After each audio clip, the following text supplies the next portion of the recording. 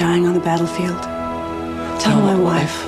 I love her. Those are my men out there, and I'm going in to get them.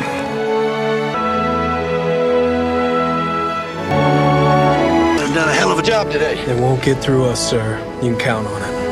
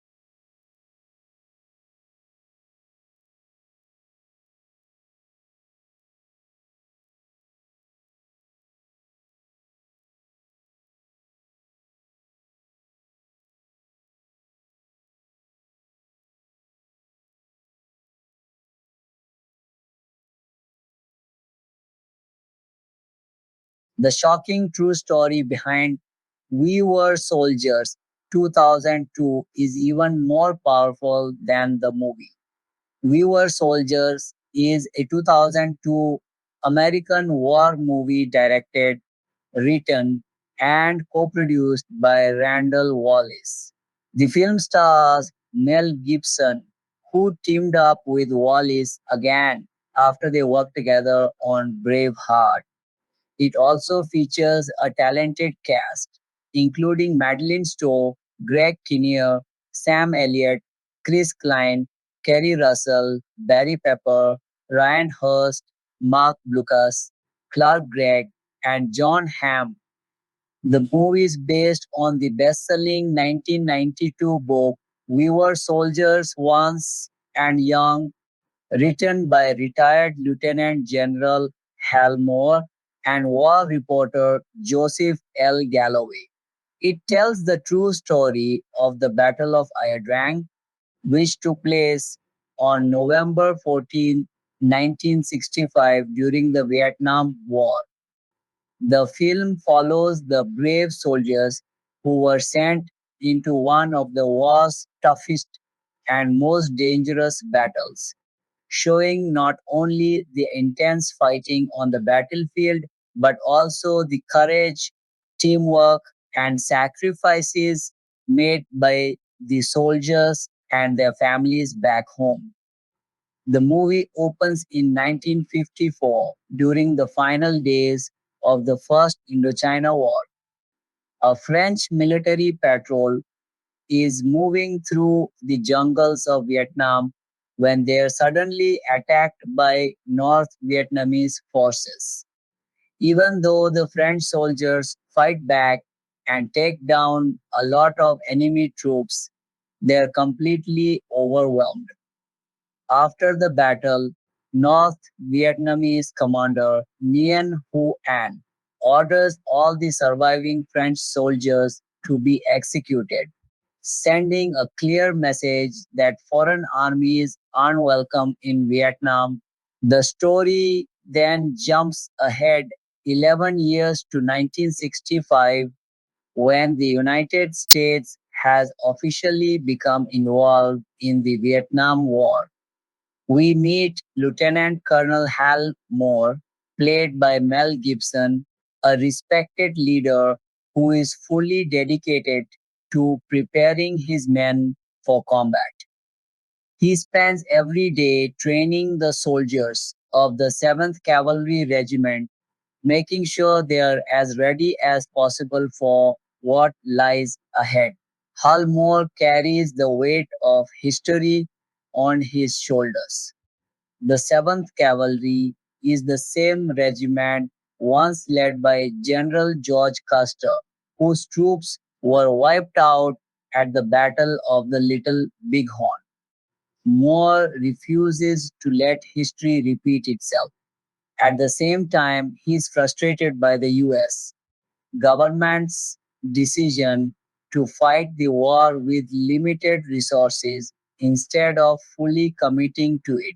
Because of this, many of his most experienced soldiers are forced to leave just before deployment, making his mission even more difficult. Once Moore and his battalion arrive in Vietnam, they quickly learn that an American base has been attacked. Without knowing how many enemy soldiers they are facing, Moore is ordered to take around 400 men into enemy territory and destroy the attacking force. His unit, one of the Army's first air cavalry divisions, is flown by helicopters into the Ia Drang Valley, a place that will soon become known as one of the deadliest battlefields of the Vietnam War. After landing, the soldiers capture a North Vietnamese scout. During questioning, they discover some shocking news. The place they've been sent to isn't just another battlefield.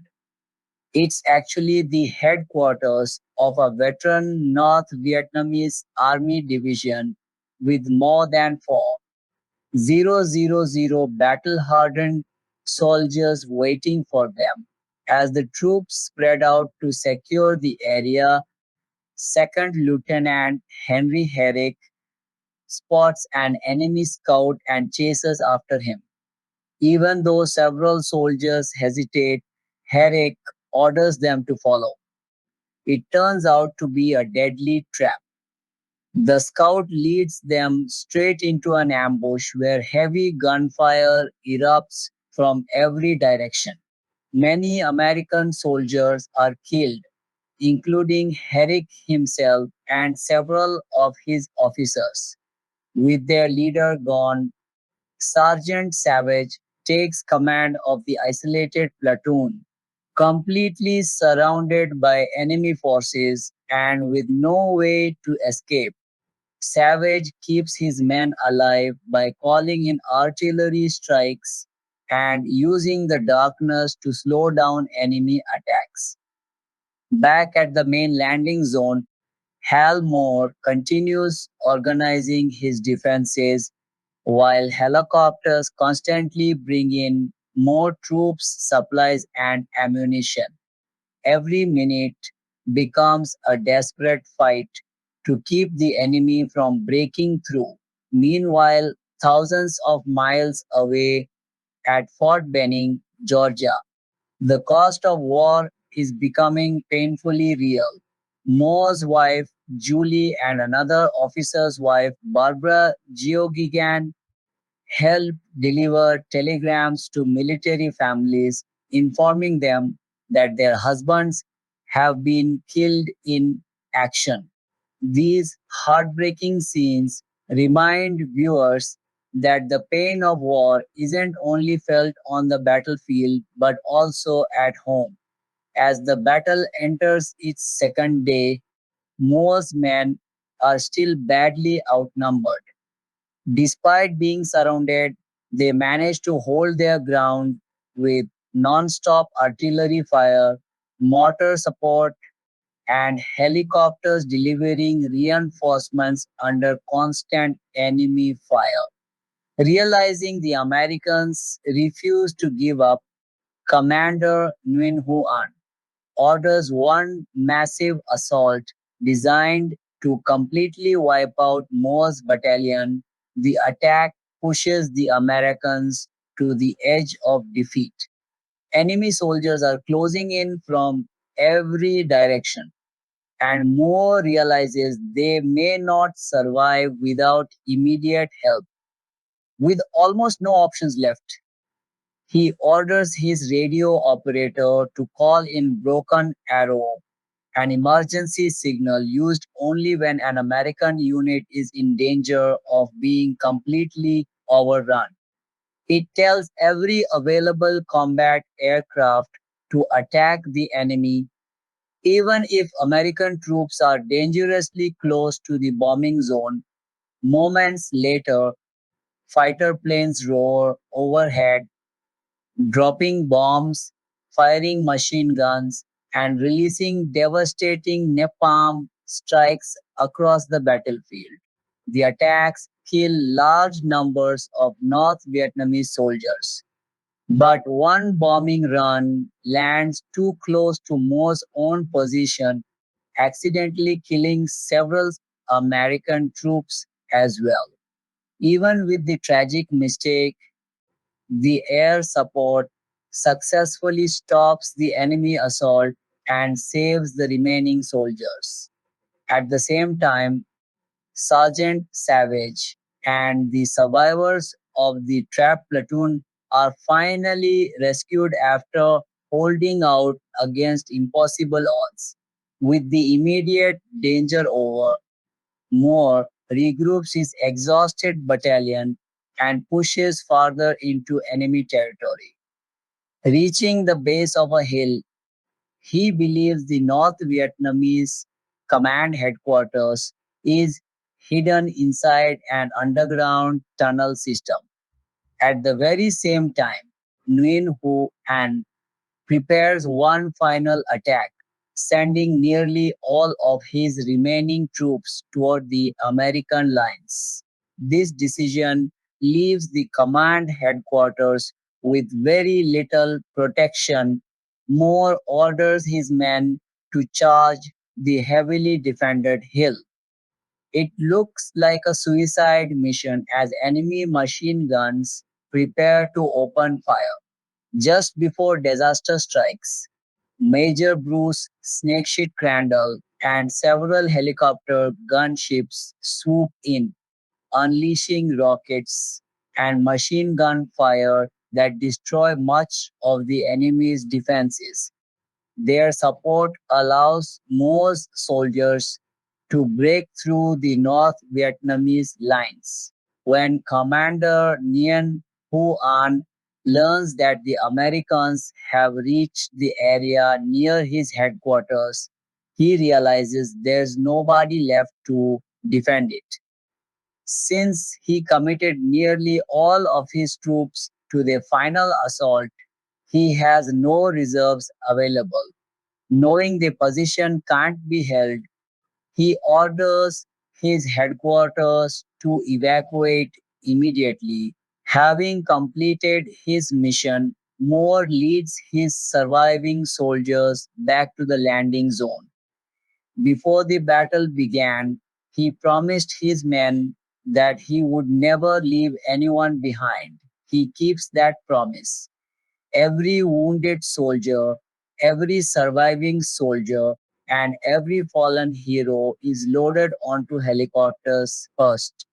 Only after making sure every one of his men has been evacuated does Hal Moore finally board the last helicopter and leave the valley himself. After the Americans leave, the North Vietnamese return to the battlefield and began collecting their dead. Holding a damaged American flag, Commander Nguyen Huan quietly tells one of his officers that the Americans will believe they won the battle. He predicts that the war will now become America's war, just as it had once been France's, and warns that many more lives will be lost before it finally ends. The movie closes by revealing what happened after the battle. Although the Americans won the brutal fight at Ia Drang, the landing zone was quickly reclaimed by North Vietnamese forces once US troops were airlifted out. Hal Moore continued fighting in other battles throughout Vietnam and eventually returned home safely almost a year later.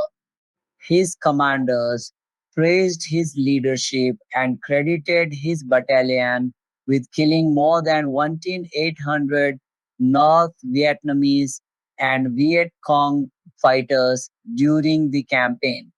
Mel Gibson as Lieutenant Col.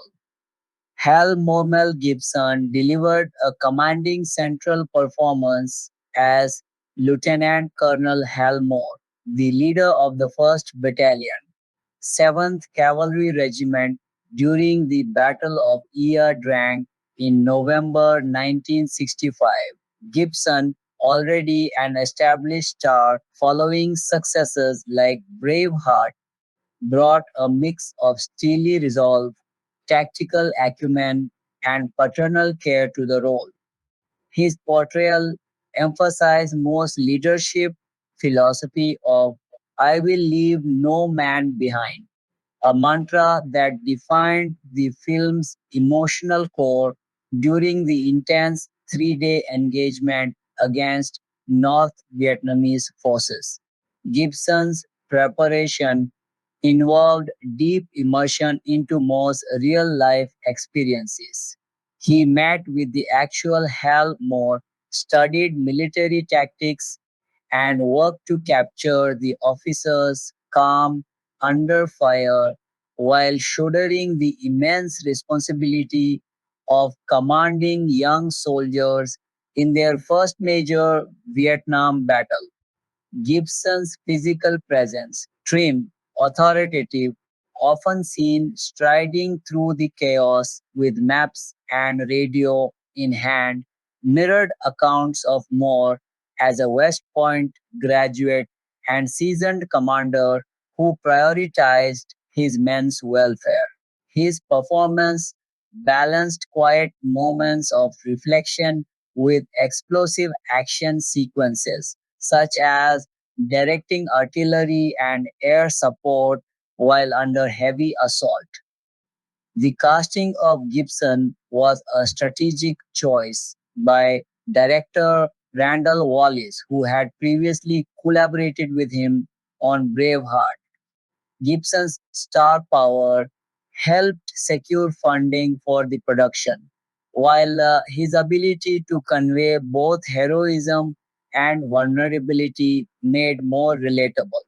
Critics noted how Gibson avoided over the top machismo, instead, portraying a leader who grieved losses privately and inspired loyalty through competence rather than bravado.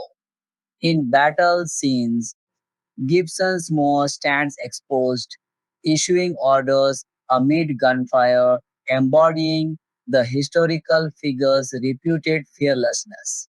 This choice grounded the epic in personal stakes, as audiences saw not just a commander but a husband and father torn between duty and family.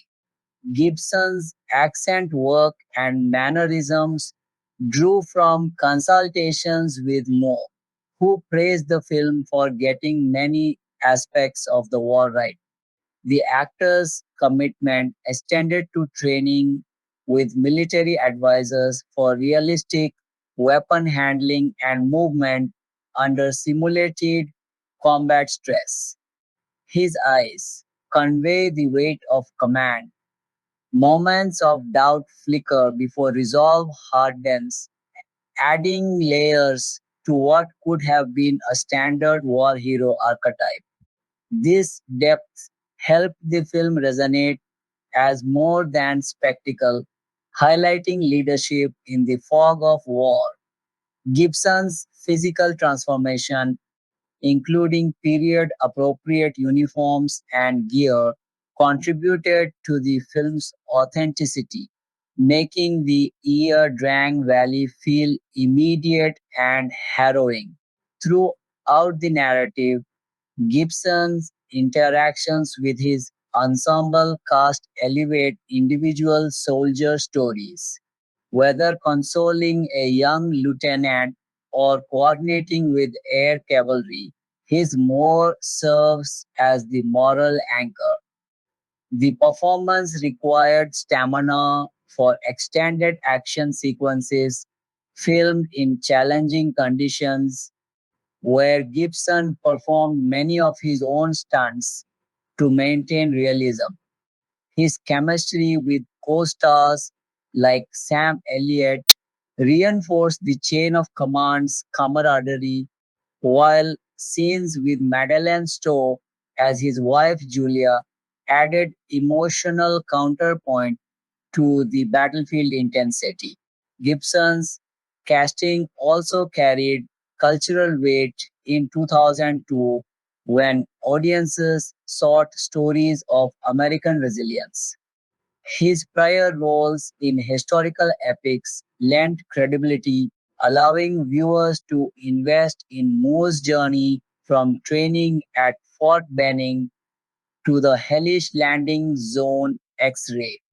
The actor's nuanced delivery of lines about duty, sacrifice, and the unknown enemy elevated the script's dialogue, turning potential cliches into poignant reflections.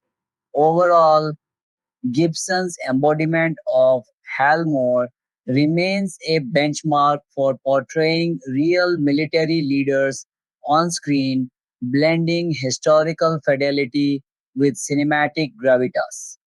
Madeleine Stowe as Julia Moore. Madeleine Stowe portrayed Julia Moore, the steadfast wife of Hal Moore, providing the film's domestic anchor amid the war's chaos.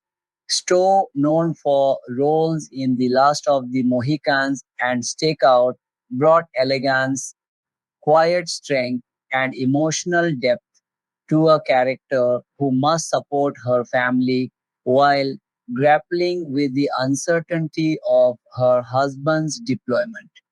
Her scenes, often intercut with battlefield action, humanize the home front experience, showing telegrams, delivering bad news, and the anxiety of waiting for word from Vietnam. Stow's casting added gravitas to the supporting female roles, which are limited but impactful in a war film dominated by combat. Her chemistry with Gibson feels authentic, rooted in shared history as a couple raising multiple children during turbulent times. Stowe conveyed Julia's resilience through subtle expressions, tight smiles masking fear, determined composure while comforting other wives. This performance underscores the ripple effects of war on families, a theme that elevates the movie beyond pure action. Preparation for the role involved meeting the real Julia Moore, which informed Stowe's portrayal of grace under pressure. She captured the era's fashion and social expectations for military spouses while infusing the character with inner fortitude. Key scenes, such as Julia's interactions with other wives or her solitary moments of prayer, rely on Stowe's expressive face and measured delivery to convey profound emotion without melodrama. Her work complements the male ensemble, reminding viewers of the personal cost beyond the ear-drang valley. Stowe's presence brings balance, preventing the film from becoming solely testosterone driven. Her performance highlights themes of love, duty, and endurance, making Julia a symbol of the silent strength many military families exhibited. The casting choice reflected a desire for authenticity in emotional beats, with Stowe's experience in period dramas, suiting the 1960s setting perfectly. Greg Kinnear as Major Bruce Crandall. Greg Kinnear stepped into the boots of Major Bruce Crandall, the helicopter pilot, whose daring flights into the hot landing zone earned him the Medal of Honor. Kinnear, transitioning from comedic roles like As Good as It Gets to more dramatic fare, brought likability and competence to the Snake Crandall character. His portrayal emphasizes the pilot's resourcefulness and bravery, ferrying troops, ammunition, and evacuating wounded under intense enemy fire. Kinnear's everyman charm made Crandall accessible, showing a professional soldier executing high risk missions with cool precision. Casting him added a layer of relatability. Audiences see not a superhuman but a dedicated officer pushing his Huey to the limits. Kinnear studied Crandall's real maneuvers, working with aviation advisors to authentically depict cockpit tension and radio communications. His performance shines in aerial sequences where determination mixes with the chaos of anti aircraft fire. The role required Kinnear to convey camaraderie with Gibson's Moore and the ground troops, fostering the air-ground coordination crucial to the battle's outcome. His scenes underscore the innovative use of helicopters in Vietnam, a tactical shift the film highlights effectively. Kinnear's subtle expressions, grim focus during resupply runs, capture the pilot's heroism without exaggeration. This casting helped humanize the air cavalry's contributions, making Crandall's Medal of Honor feel earned on screen. Sam Elliott as Sergeant March, Basil Plumley Sam Elliott's gravelly voice and towering presence made him ideal for Sergeant Major Basil Plumley, the battle-hardened NCO who serves as Moore's right-hand man. Elliott, a veteran of westerns and tough guy roles, embodied Plumley's no-nonsense demeanor and combat experience from World War II and Korea. His casting brought instant credibility to the enlisted leadership, with Elliott's physicality and livery making Plumley a memorable figure of steadfast resolve. Elliott described the film as one of his most challenging due to the physical and emotional demands of depicting intense combat. He met with veterans and immersed himself in Plumley's background, capturing the sergeant's laconic style and deep loyalty. Scenes where Plumley barks orders or stands firm amid volley showcase Eliot's ability to command attention with minimal dialogue. His mustache and uniform complete the iconic look, reinforcing the film's period authenticity. Elias Plumley provides mentorship to younger soldiers and unwavering support to more, adding layers of military tradition and intergenerational respect. The performance mixes gruff humor with profound gravity, especially in moments acknowledging the battle's toll.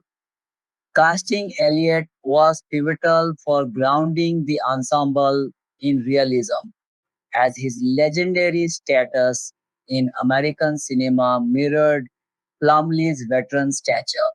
His work in the film's grueling action sequences demonstrates commitment, enhancing the visceral impact of close quarters fighting.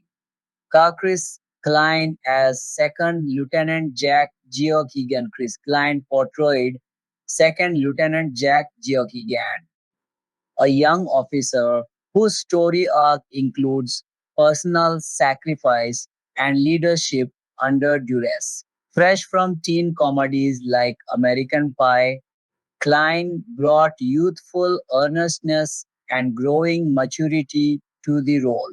His casting represented the fresh faced lieutenants thrust into Vietnam's crucible, highlighting the inexperienced Manny Mel Gibson as Lieutenant Cole. Hal Mormel Gibson delivered a commanding central performance as Lieutenant Colonel Hal Moore. the leader of the 1st Battalion, 7th Cavalry Regiment during the Battle of Ia Drang in November 1965. Gibson, already an established star, following successes like Braveheart, brought a mix of steely resolve, tactical acumen, and paternal care to the role. His portrayal emphasized Moore's leadership philosophy of "I will leave no man behind," a mantra that defined the film's emotional core during the intense 3-day engagement against North Vietnamese forces. Gibson's preparation involved deep immersion into Moore's real life experiences. He met with the actual Hal Moore, studied military tactics, and worked to capture the officers' calm under fire while shouldering the immense responsibility of commanding young soldiers in their first major Vietnam battle. Gibson's physical presence, trim, authoritative, often seen striding through the chaos with maps and radio in hand, mirrored accounts of Moore as a West Point graduate and seasoned commander who prioritized his men's welfare. His performance balanced quiet moments of reflection with explosive action sequences, such as directing artillery and air support while under heavy assault. The casting of Gibson was a strategic choice by director Randall Wallace, who had previously collaborated with him on Braveheart. Gibson's star power helped secure funding for the production, while his ability to convey both heroism and vulnerability made more relatable. Critics noted how Gibson avoided over the top machismo, instead, portraying a leader who grieved losses privately and inspired loyalty through competence rather than bravado.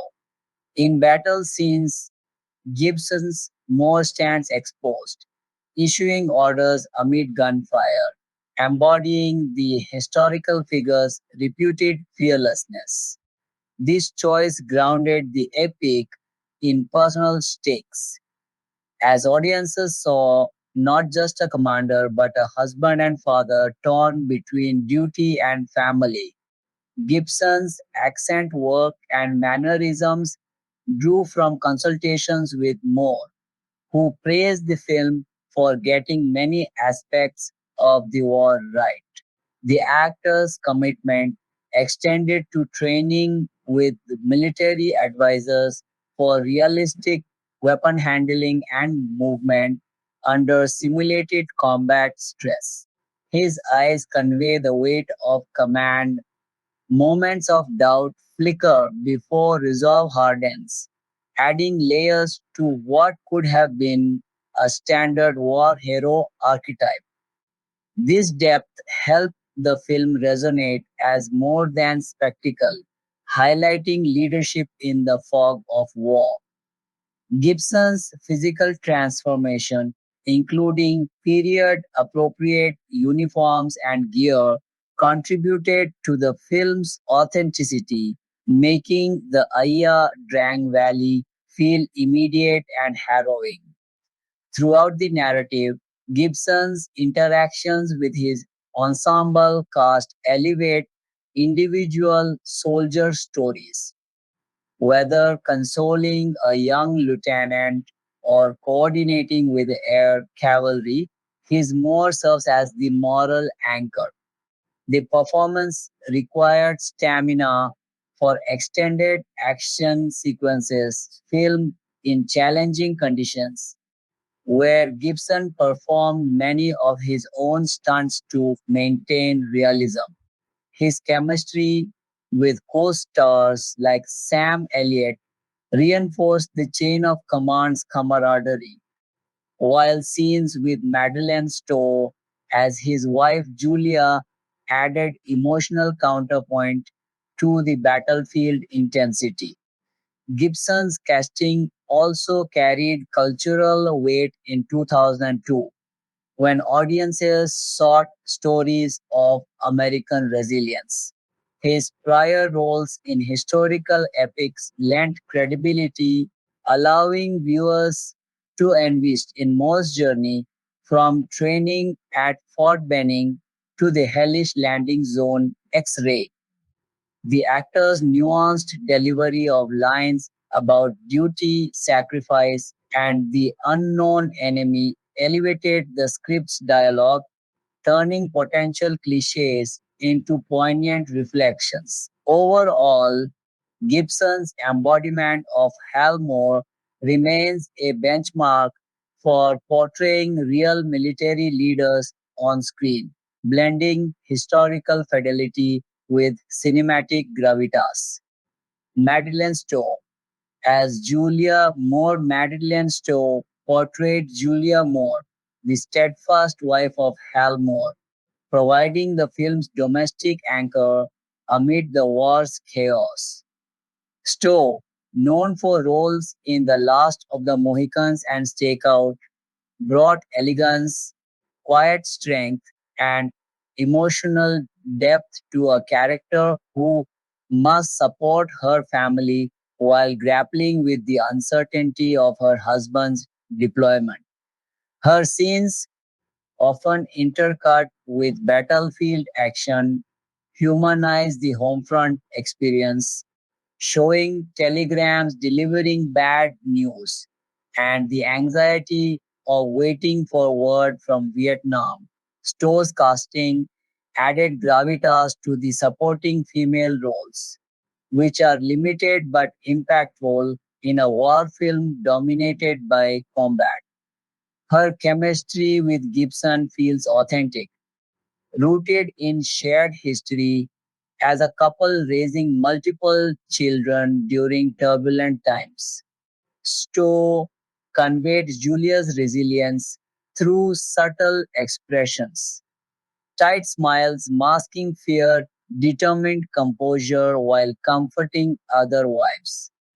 This performance underscores the ripple effects of war on families, a theme that elevates the movie beyond pure action. Preparation for the role involved meeting the real Julia Moore, which informed Stowe's portrayal of Grace under pressure.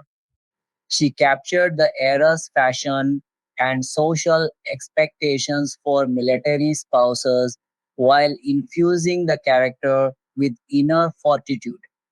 Key scenes such as Julia's interactions with other wives or her solitary moments of prayer, rely on Stowe's expressive face and measured delivery to convey profound emotion without melodrama.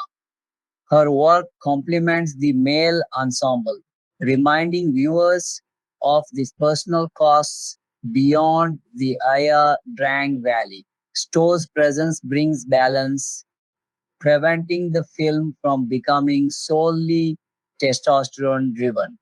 Her performance highlights themes of love, duty, and endurance, making Julia a symbol of the silent strength many military families exhibited. The casting choice reflected a desire for authenticity in emotional beats, with Stowe's experience in period dramas suiting the 1960s setting perfectly. Greg Kinnear as Major Bruce Crandall. Greg Kinnear stepped into the boots of Major Bruce Crandall, the helicopter pilot whose daring flights into the hot landing zone earned him the Medal of Honor. Kinnear, transitioning from comedic roles like As Good as It Gets to more dramatic fare, brought likability and competence to the Snake Crandall character. His portrayal emphasizes the pilot's resourcefulness and bravery, ferrying troops, ammunition, and evacuating wounded under intense enemy fire. Kinnear's everyman charm made Crandall accessible, showing a professional soldier executing high risk missions with cool precision. Casting him added a layer of relatability. Audiences see not a superhuman, but dedicated officer pushing his Huey to the limits. Kinnear studied Crandall's real maneuvers, working with aviation advisors to authentically depict cockpit tension and radio communications. His performance shines in aerial sequences where determination mixes with the chaos of anti aircraft fire. The role required Kinnear to convey camaraderie with Gibson's Moore and the ground troops, fostering the air ground coordination crucial to the battle's outcome. His scenes underscore the innovative use of helicopters in Vietnam, a tactical shift the film highlights effectively. Kinnear's subtle expressions, grim focus during resupply runs, capture the pilot's heroism without exaggeration. This casting helped humanize the air cavalry's contributions, making Crandall's Medal of Honor feel earned on screen. Sam Elliott as Sergeant March. Basil Plumley's Sam Elliott's gravelly voice and towering presence made him ideal for Sergeant Major Basil Plumley, the battle hardened NCO who serves as Moore's right hand man. Elliott, a veteran of westerns and tough guy roles, embodied Plumley's no nonsense demeanor and combat experience from World War II and Korea. His casting brought instant credibility to the enlisted leadership, with Elliott's physicality and delivery making Plumlee a memorable figure of steadfast resolve. Elliott described the film as one of his most challenging due to the physical and emotional demands of depicting intense combat. He met with veterans and immersed himself in Plumlee's background, capturing the sergeant's laconic style and deep loyalty. Scenes where Plumlee barks orders or stands firm amid volleys showcase Elliott's ability to command attention with minimal dialogue. His mustache and uniform complete the iconic look, reinforcing the film's period authenticity. Elliott's Plumlee provides mentorship to younger soldiers and unwavering support to more, adding layers of military tradition and intergenerational respect. The performance mixes gruff humor with profound gravity, especially in moments acknowledging the battle's toll. Casting Elliott was pivotal for grounding the ensemble in realism, as his legendary status in American cinema mirrored Plumlee's veteran stature. His work in the film's grueling action sequences demonstrate commitment, enhancing the visceral impact of close quarters fighting. Chris Klein as Second Lieutenant Jack Geoghegan. Chris Klein portrayed Second Lieutenant Jack Geoghegan, a young officer whose story arc includes personal sacrifice and leadership under duress. Fresh from teen comedies like American Pie, Klein brought youthful earnestness and growing maturity to the role. His casting represented the fresh faced lieutenants thrust into Vietnam's crucible, highlighting the inexperience many junior officers faced. Klein captured Geoghegan's dedication, particularly in scenes involving his wife Barbara and his platoon. His performance evolves from idealistic to battle tested, conveying the rapid hardening that combat demands. Training for the role included weapons drills and tactical simulations, allowing client to authentically navigate the air-drenched terrain. His chemistry with Russell adds emotional weight, showing the personal stakes for newlyweds separated by war. Carrie Russell as Barbara Geoghegan Carrie Russell in one of her early dramatic roles, played Barbara Geoghegan with sensitivity and poise. Her portrayal captures the anxiety and love of a new military wife, providing parallel narrative threads to the battlefield. Russell's expressive eyes and subtle strength make her scenes poignant counterpoints to the violence. The casting emphasized the human element, with Russell's performance humanizing the broader war's impact on loved ones.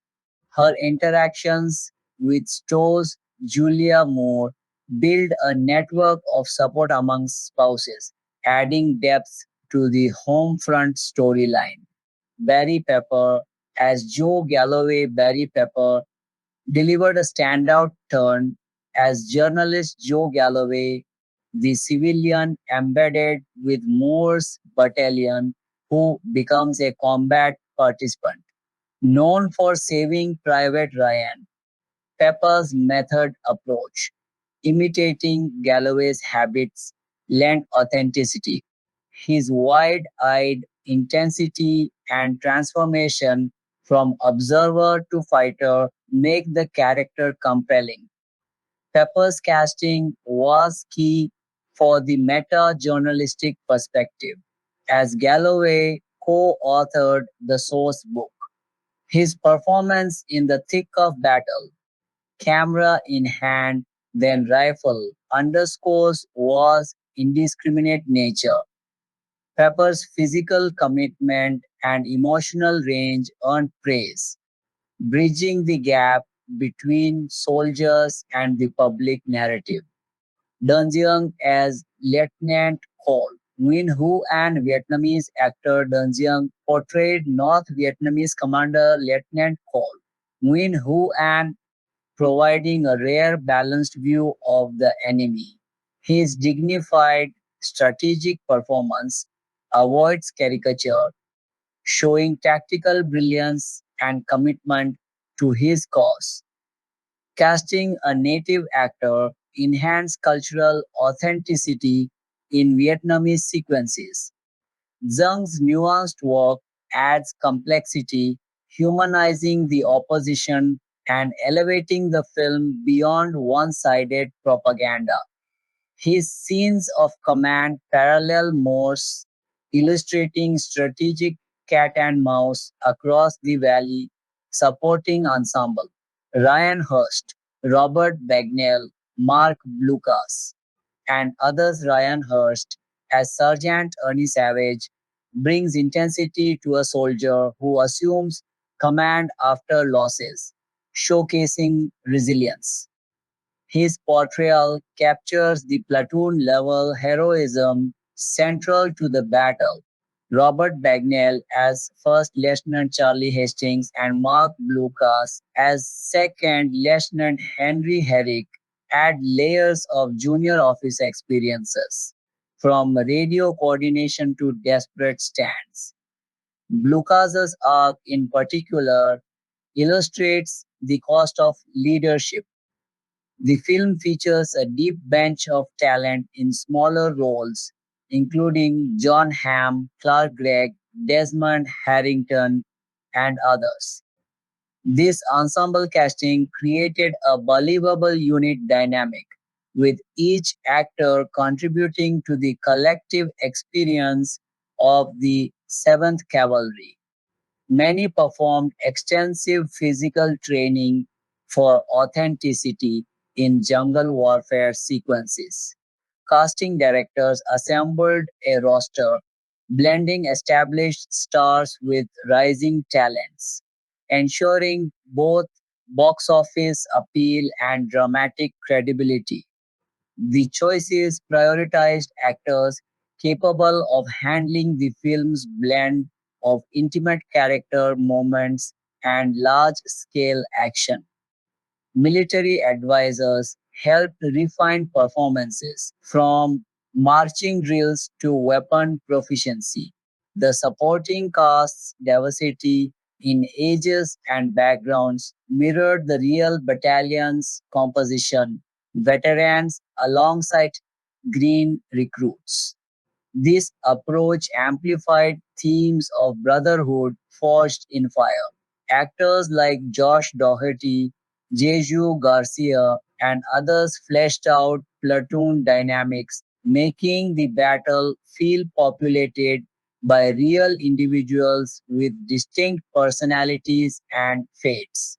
Broader casting context and impact. The overall casting strategy for We Were Soldiers emphasize realism and star power to tell a true story respectfully. Director Wallace sought actors who could embody the era's military culture while delivering emotional truth. Gibson's involvement attracted talent, creating a collaborative environment where performers researched their real life counterparts extensively. Many cast members participated in boot camp style preparations, building unit cohesion on set that translated to on screen chemistry. This meticulous approach paid off in visceral battle sequences and quieter moments of reflection. The film's success validated the casting decisions, proving that a strong ensemble could carry a war epic focused on character as much as combat. Performances were enhanced by practical effects, location shooting doubling for Vietnam, and attention to historical details in costumes and props. Actors' commitment to accuracy, studying after action reports, meeting veterans, infused the film with gravitas. The casting not only honored the IR Drang veterans but also educated audiences on a pivotal early Vietnam engagement. In exploring individual arcs, the cast illuminates facets of the soldier experiences: leadership, fear, courage, loss, and camaraderie. Gibson anchors the command level, Elliot the NCO backbone, Kinnear the air support, and younger actors the grunt perspective. Female cast members ensure the narrative encompasses the full human cost. Vietnamese casting adds perspective often missing in Hollywood war films. This ensemble approach allowed the film to weave multiple threads: homefront anxiety, jungle survival, command decisions, journalistic witness into a cohesive tapestry. Each actor's contribution, no matter the screen time, enriches the portrayal of the battle's chaos and heroism. The casting remains a model for historical war dramas, balancing spectacle with intimate storytelling. We Were Soldiers 2002.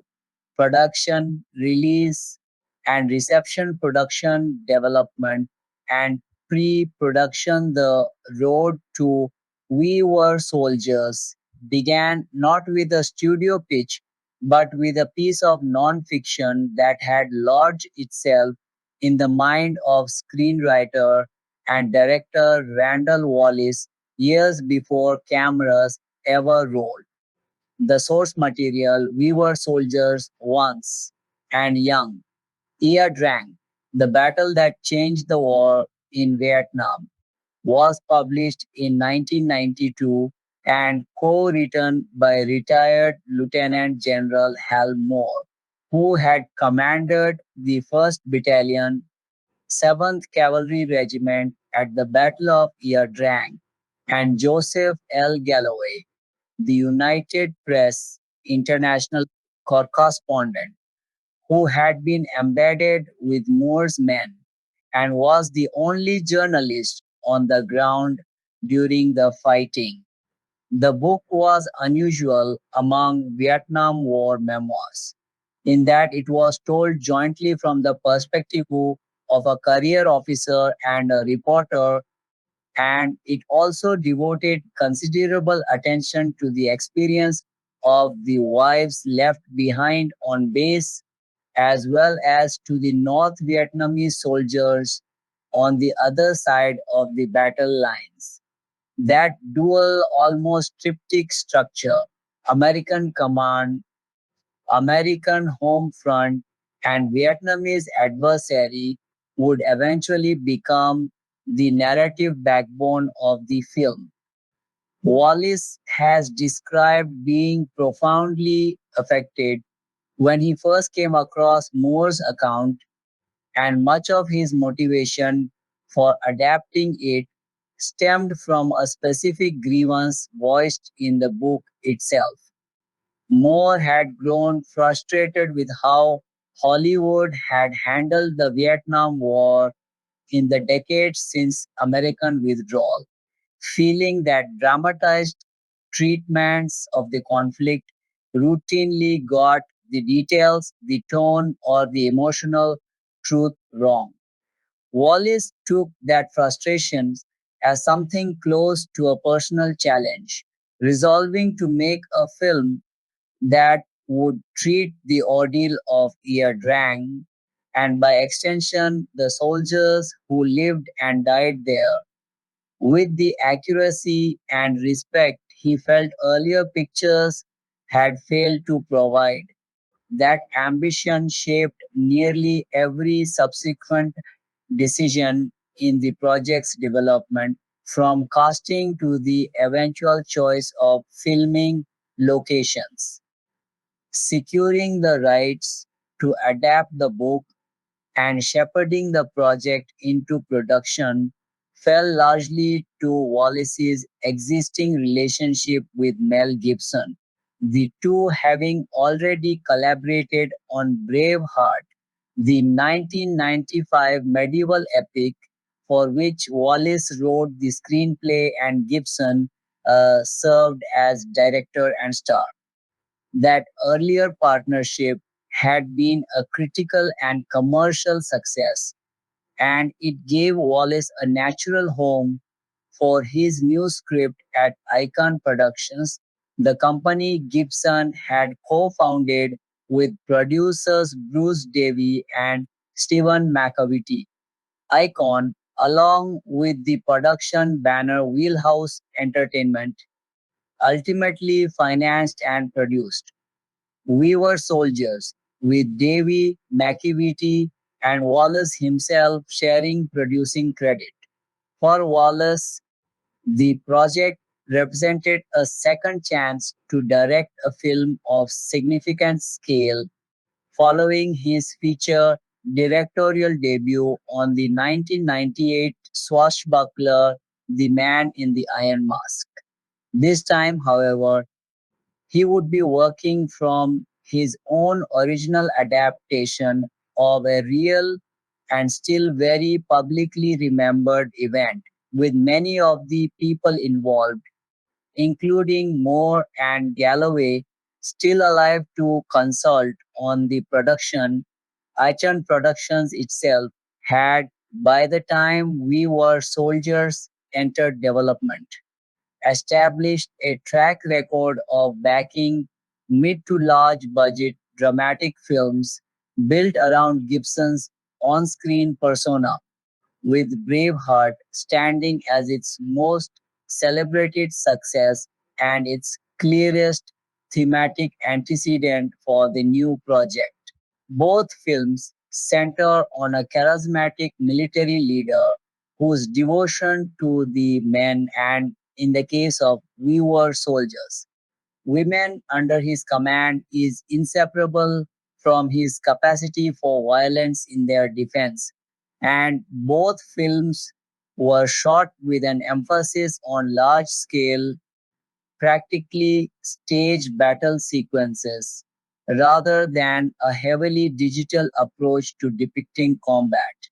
That continuity of house style, extending from Braveheart through We Were Soldiers, reflected not only Wallace's recurring authorial interests, but also Icon's broader identity as a production company willing to finance historically grounded war and battle epics at a moment when much of the rest of the industry was moving toward increasingly digital effects driven action filmmaking.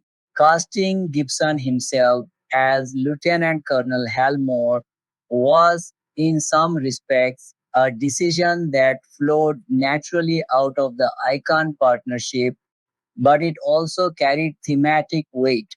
Gibson had built a substantial part of his career playing men defined by duty, sacrifice, and stoic leadership under fire, and the role of Moore extended that screen persona into a contemporary historical register rather than the mythic past of Braveheart. Around Gibson, Wallace assembled an ensemble cast that mixed established stars with rising younger performers. Madeleine Stowe was cast as Julia Moore, Hal Moore's wife, whose storyline back at Fort Benning, where she becomes a de facto leader among the other officers' wives, was treated as a co equal thread to the battlefield material rather than a subplot. Greg Kinnear took the role of Major Bruce Snake Crandall, one of the helicopter pilots whose repeated runs into the landing zone under fire became a central image of the film's air cavalry sequences, while Sam Elliott was cast as Sergeant Major Basil Plumley, the hardened senior non-commissioned officer whose gruff authority provided much of the film's ballast. Chris Klein and Kerry Russell played Second Lieutenant Jack Geoghegan and his wife Barbara, a younger couple whose fate over the course of the story gives the domestic scenes much of their emotional stakes.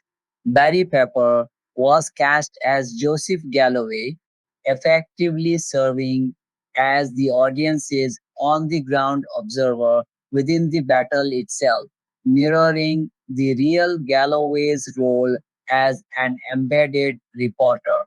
The supporting company included Ryan Hurst as Sergeant Ernie Savage, Mark Blokas as Second Lieutenant Henry Herrick, Clark Gregg as Captain Tom Metzger, and in a small early role, John Hamm as Captain Matt Dillon, years before Hamm's breakout success in television. The Vietnamese commander Nguyen Hue An was played by Vietnamese actor Dun Giang, whose casting was part of a broader effort to give the North Vietnamese side of the story a presence and interiority rarely afforded to the enemy in earlier American war films. Wallis has since discussed the decision to keep production entirely within the United States in some detail in interviews conducted for the Directors Guild of America, explaining that his hesitation about shooting overseas stemmed partly from cautionary stories he had heard from other filmmakers about productions that had committed significant resources to an overseas shoot only to encounter unexpected demands for payment or other complications once cast and equipment had already arrived on location. Domestic production, by contrast, offered a level of predictability and legal recourse that Wallace judged essential for a film of this budget and technical complexity, a calculation that ultimately shaped not only where the film was shot but also how its production design and location teams approached the challenge of making American terrain read convincingly as Southeast Asia on screen. Once the principal cast was set, Wallace built a rehearsal and preparation process intended to bridge the gap between actors and the real veterans whose experiences they were about to portray. Key members of the cast were introduced to their real life counterparts, or, in the case of characters who had since died, to surviving family members and comrades before filming began. This was followed by an intensive, compressed version of military training conducted at Fort Benning, Georgia, designed to instill at least a physical and procedural familiarity with weapons handling, small unit movement, and the rhythms of army life circa the mid 1960s. The intent, consistent with Wallace's stated ambition to get it right, was to have the actors internalize enough of the soldier's physical vocabulary that the combat sequences would read as lived in rather than performed. Given that a significant portion of the film's speaking and background cast were meant to represent both American infantrymen and North Vietnamese regulars, the production also sought out extras with relevant backgrounds. Some of the Vietnamese performers involved in the film had themselves served in the Vietnamese military, lending an added layer of authenticity to scenes on the North Vietnamese side of the conflict, including sequences depicting Nguyen Hue An's command post and his soldiers preparing for the assault on the American position. Preparation for the film's home front storyline followed a parallel but distinct track from the battlefield focused training given to the male cast. Madeleine Stowe and Kerry Russell, along with the other actresses cast as officers' wives, were tasked with portraying a community of women bound together by shared uncertainty, coordinating child rearing, household management, and social obligation on base while awaiting word of their husband's fate half a world away. This thread of the film, drawn directly from material in Moore and Galloway's book describing Julia Moore's decision to personally deliver telegrams to grieving families once she recognized how poorly the Army's existing notification system, reliant on local taxi drivers, was serving the wives of the fallen, gave the production's female cast a narrative arc as structurally significant to the finished film as the combat scenes themselves, a balance Wallace has cited as central to his intentions in adapting the book rather than treating it as a straightforward combat picture. The film's ensemble extended well beyond its top billed players, and several of the smaller roles were later noted for the subsequent careers of the actors who filled them. along with John Hamm's brief early appearance as Captain Matt Dillon. The cast included Dylan Walsh as Captain Robert Edwards, Desmond Harrington as Specialist Bill Beck, Brian T. as Private First Class Jimmy Nakayama, and Johnny Tree Nguyen in the role of a young North Vietnamese Army lieutenant. Dern Jeong, cast as Lieutenant Colonel Nguyen Hue An, was already an established actor in Vietnam with prior credits in acclaimed Vietnamese cinema, and his casting was part of the production's broader intent to give the North Vietnamese command structure a sense of interiorities and strategic intelligence rather than treating it as a faceless obstacle for the American protagonists to overcome. In the film, the character delivers the story's framing philosophy in the prologue and epilogue, warning that repeated costly assaults on his forces will eventually be recast by history as an American war rather than the anti colonial struggle it began as. Financing for the roughly 75 million budget was structured as an international co production, formally credited to the United States, Germany, and France, which allowed the film to draw on production and distribution partners in continental Europe, even though virtually all of its physical production took place on American soil. This arrangement also explains why the film carried different distributors in different territories upon release, with Concord Film Verleih handling Germany and Metropolitan Film Export handling France, while Icon Productions itself retained distribution responsibility in a number of other overseas markets. During its production and early marketing, the film also circulated under the working or alternate title The Lost Patrol in some markets and reference sources before settling on We Were Soldiers, a title deliberately truncated from the source book's fuller title, We Were Soldiers Once and Young, to sharpen the film's marketing identity while still gesturing toward its literary origin, a significant early creative decision concerned where the production would physically stage its Vietnam scenes.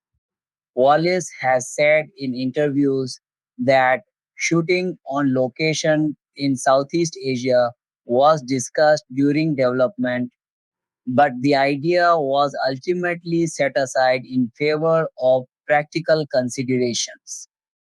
Wallace expressed concern about the logistical unpredictability of shooting a large scale production overseas, citing second hand accounts of productions that had run into difficulties once cast, crew, and equipment were already committed abroad. Domestic production offered more control over scheduling, insurance, and the coordination required for a film with extensive stunt work, pyrotechnics, and aerial photography involving real helicopters. That calculus led the production to Fort Hunter Liggett, a large U.S. Army training reservation in Monterey County, California, whose combination of rolling, sparsely wooded terrain was judged to closely resemble the central highlands of Vietnam, where the actual Battle of Ia Drang took place. California also offered another practical advantage.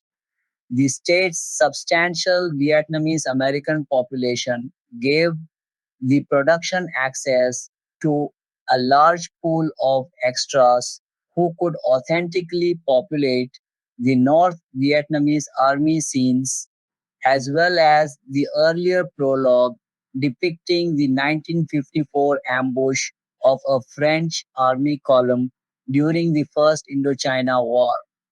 Filming principal photography on Weaver soldiers ran for roughly 4 months in 2001, with most sources placing the shoot start in early March and its conclusion in early to mid summer of that year, encompassing dates that fell between March 5 and July 13, 2001. The production split its time primarily between two very different environments: the genuine U.S. Army post at Fort Benning, Georgia, and the Fort Hunter Liggett Training Reservation in California, with additional stateside scenes shot elsewhere in Georgia and in Southern California. Fort Benning supplied the film's early scenes of stateside Army life: Moore's arrival to assume command, the training and bonding of his newly formed Air Cavalry Battalion, and the send off dance held for the men and their families before deployment. Because Fort Benning was, at the time, an active military installation with a long history of hosting Hollywood productions. It had previously stood in for military settings in earlier films such as John Wayne's 1968 feature The Green Berets and the 1999 drama The General's Daughter. The production was able to use genuine army infrastructure: streets, hangars, and administrative buildings, rather than constructed sets, lending an unforced realism to the domestic and training sequences.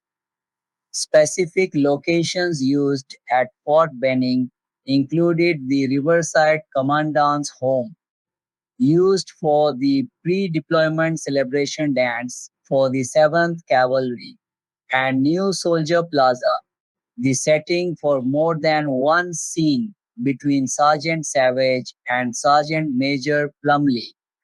Additional stateside material, including scenes set in the apartments and homes of the officers' wives, was filmed in Columbus, Georgia, and in Morro Bay and Pasadena, California, giving the production geographic reach on both American coasts, even though none of the story's Vietnam set scenes were shot outside the United States.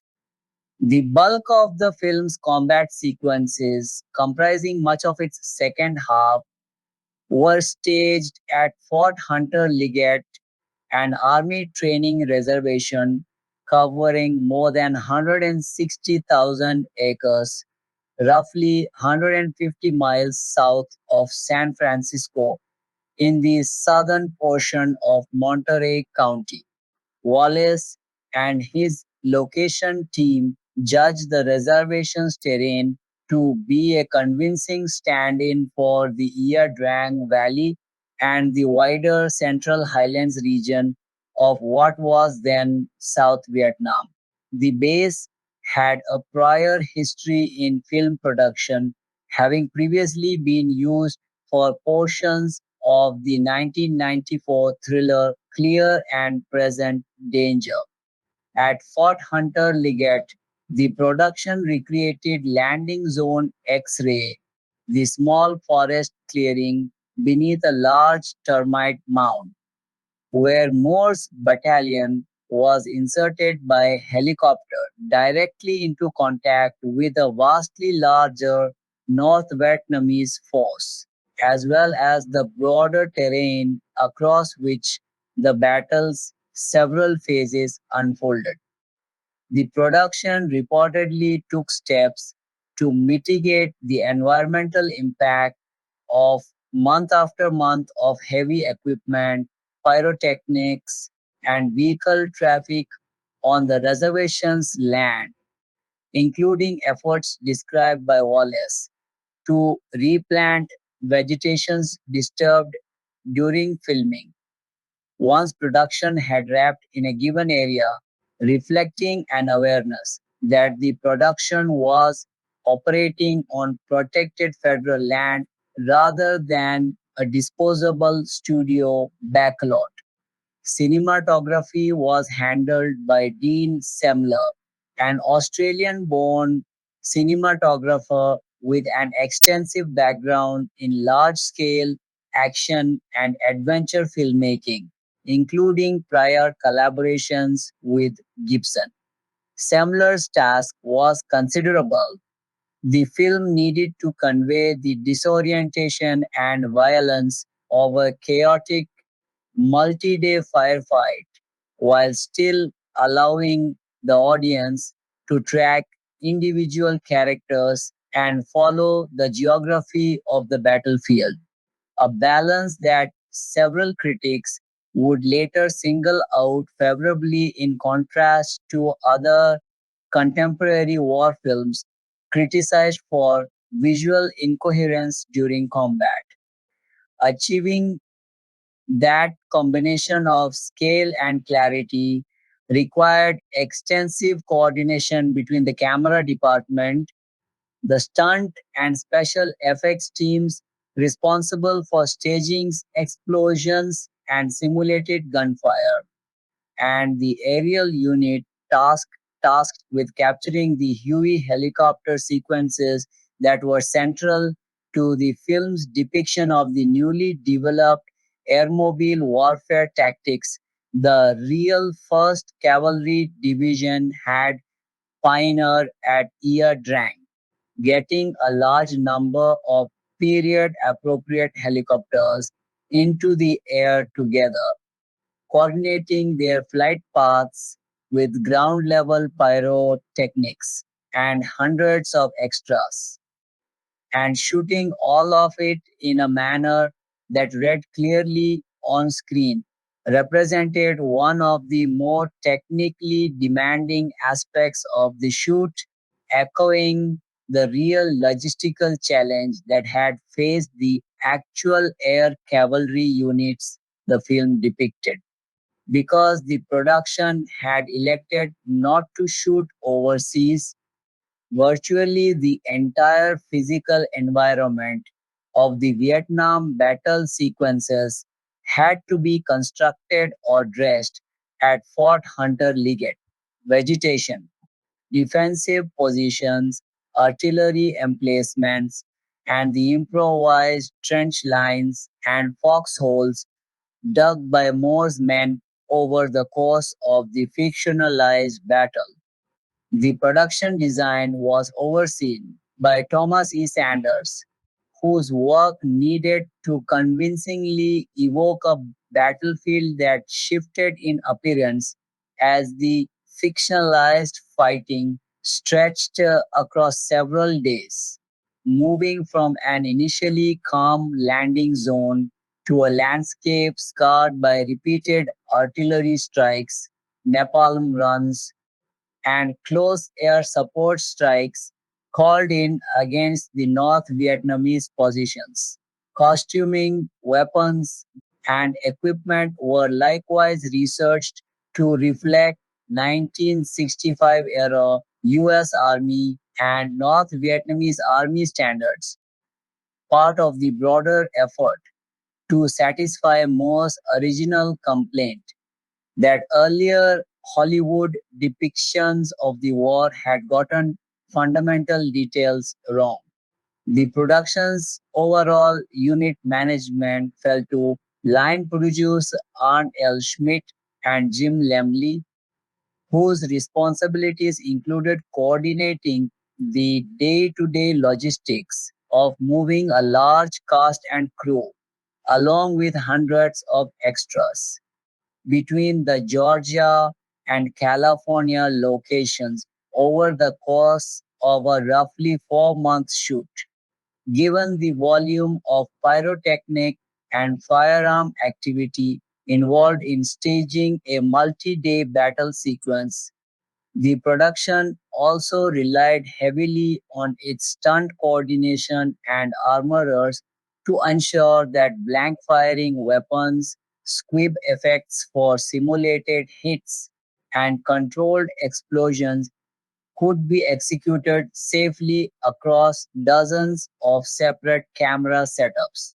The physically demanding nature of the shoot was compounded by the earliest decision to put the principal cast through a compressed military training regimen before filming began.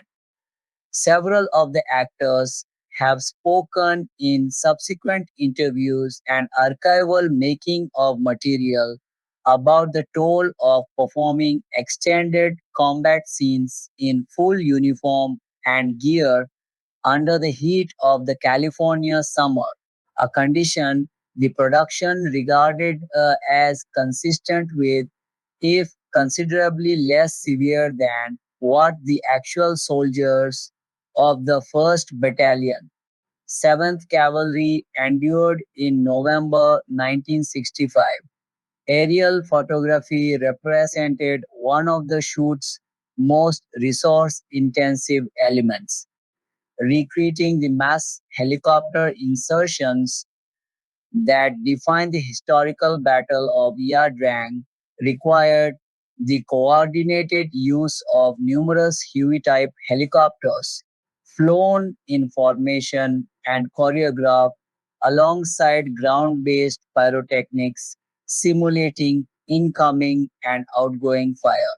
Sequences depicting the arrival and departure of troops at landing zone X-ray, as well as later sequences depicting Major Bruce Crandall's resupply and medevac runs into the besieged landing zone under fire, required repeated takes from multiple camera positions, including ground level cameras, camera operators embedded within the helicopters themselves, and separate aerial camera platforms used to capture wider formation shots.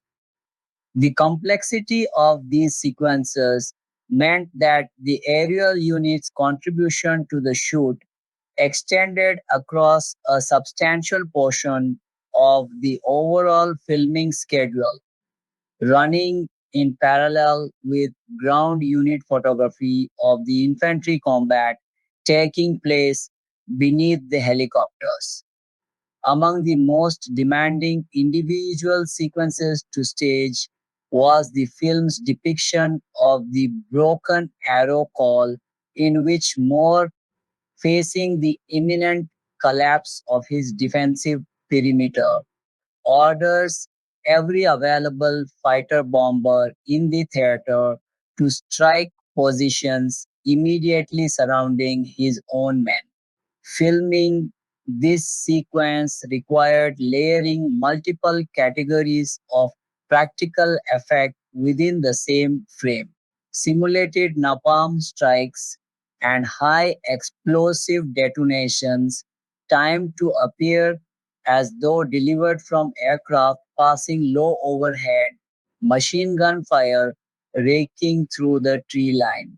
And amid all of it, an emerging friendly fire incident that needed to register clearly to the audience as tragic rather than simply chaotic. Achieving that clarity within the middle of the film's most visually overwhelming sequence required close coordination between seamless camera operators, the special effects team responsible for the ordnance simulations, and Hoy's editing choices in post production, all working to ensure that a specific human cost remained visible and legible within a sequence, otherwise defined by sensory overload. Post production. Following the collision of principal photography in the summer of 2001, the film moved into an extended post production phase overseen by editor William Hoy, whose task was to assemble hundreds of hours of combat footage, dialogue scenes, and aerial photography into a coherent 138-minute narrative that could sustain tension across a battle depicted as unfolding over several days.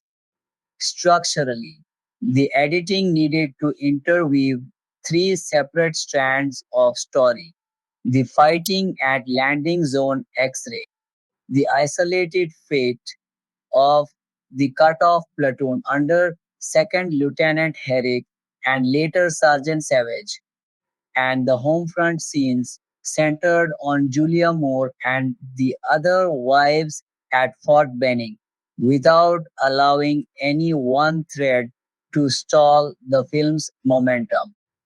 The editing also had to manage the film's most technically complex sequence, the Broken Arrow call for danger close air support, in which American aircraft strike positions immediately adjacent to Moore's own troops, a sequence that combines aerial photography, ground level pyrotechnics, and a friendly fire incident that needed to register emotionally without becoming visually confusing. Post production coincided with an unusually fraught period in recent American history. The September 11, 2001 terrorist attacks occurred while the film was still being finished for its planned early 2002 release, a circumstance that several commentators later noted seemed to color the film's eventual critical and commercial reception, even though the project itself had been in development and production well before the attacks. Visual effects work, largely limited to enhancing and compositing elements of the battle sequences rather than creating wholly digital environments, was integrated during this period along with sound design intended to render the chaos of a firefight: helicopter rotor noise, artillery fire, small arms fire, and radio chatter with a level of sonic detail that several reviewers would later praise. The film's sound editing was later recognized with a nomination at the Golden Reel Awards for sound editing in domestic feature sound effects and Foley work. Much of the post production period was also devoted to fine tuning the film's pacing between its three interwoven narrative strands. Because the story moves continually between the fighting at Landing Zone X ray, the separate ordeal of the cut-off platoon, and the domestic scenes back at Fort Benning, editor William Hoy and director Randall Wallace worked through the cutting process to calibrate how long the film could remain with the isolated platoon, whose fate is unknown to both the audience and to Moore's command post for a significant stretch of the story before returning to their wives receiving telegrams or to Moore's own efforts to reinforce and resupply his position. This structural balancing act extended into scoring sessions as well, since Nick Glennie Smith's music needed to be timed against picture to reinforce transitions between the film's different registers. The clinical urgency of a command post under fire, the domestic dread of a knock at the door back home, and the near elegiac quality of the film's closing scenes at the Vietnam Veterans Memorial. Test screenings and subsequent picture locking are understood consistent with standard studio post production practice of the period to have preceded the film's final assembly ahead of its scheduled early 2002 release date, though detailed studio records of that internal process have not been widely publicized. The sound team's work on the film, credited in later award consideration to a group including Mark P. Stockinger, Lon Bender, Wiley Stateman, and other sound editors and mixers, was tasked with building a soundscape able to convey both the mechanical noise of a large scale airmobile operation, dozens of Huey helicopters, artillery fire, and small arms combat, and quieter, more intimate sound design choices tied to the film's domestic scenes, where the ordinary sounds of a military household are periodically interrupted by the sound of an approaching taxi delivering a telegram, a recurring oral motif the finished film uses to build dread around the arrival of bad news. That contrast between the overwhelming sonic scale of the battle sequences and the comparatively hushed, almost claustrophobic sound design of the Fort Benning scenes became one of the more frequently noted craft elements of the finished film, reinforcing the parallel structure Wallace and his editing team built between the two halves of the story throughout post production. Music. The film's original score was composed by Nick Glennie Smith, a British born composer and orchestrator who had worked extensively within the circle of composer Hans Zimmer's Los Angeles studio before establishing an independent career scoring action and war films.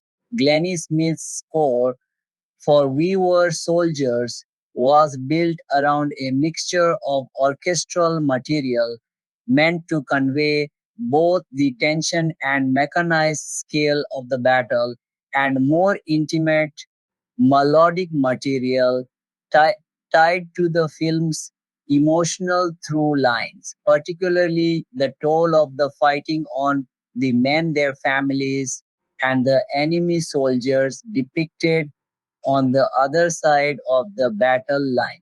The finished score is structured across a lengthy sequence of individually titled cues that track the film's chronology closely, beginning with a brief orchestral prelude and a cue titled What is War?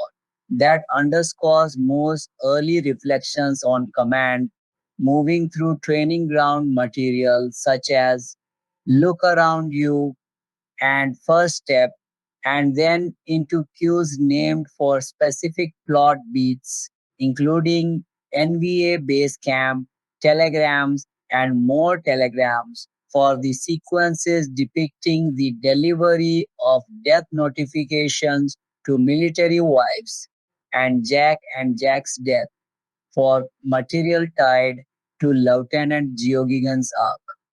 The score's combat material is concentrated in extended cues such as Horror's Hell and the nearly 9-minute final battle, which incorporates the SGT Mackenzie theme into its climax before the film's long come-down is scored by Final Departure and the closing end credits cue, which folds SGT, Mackenzie, and the Mansions of the Lord together into a single extended finale.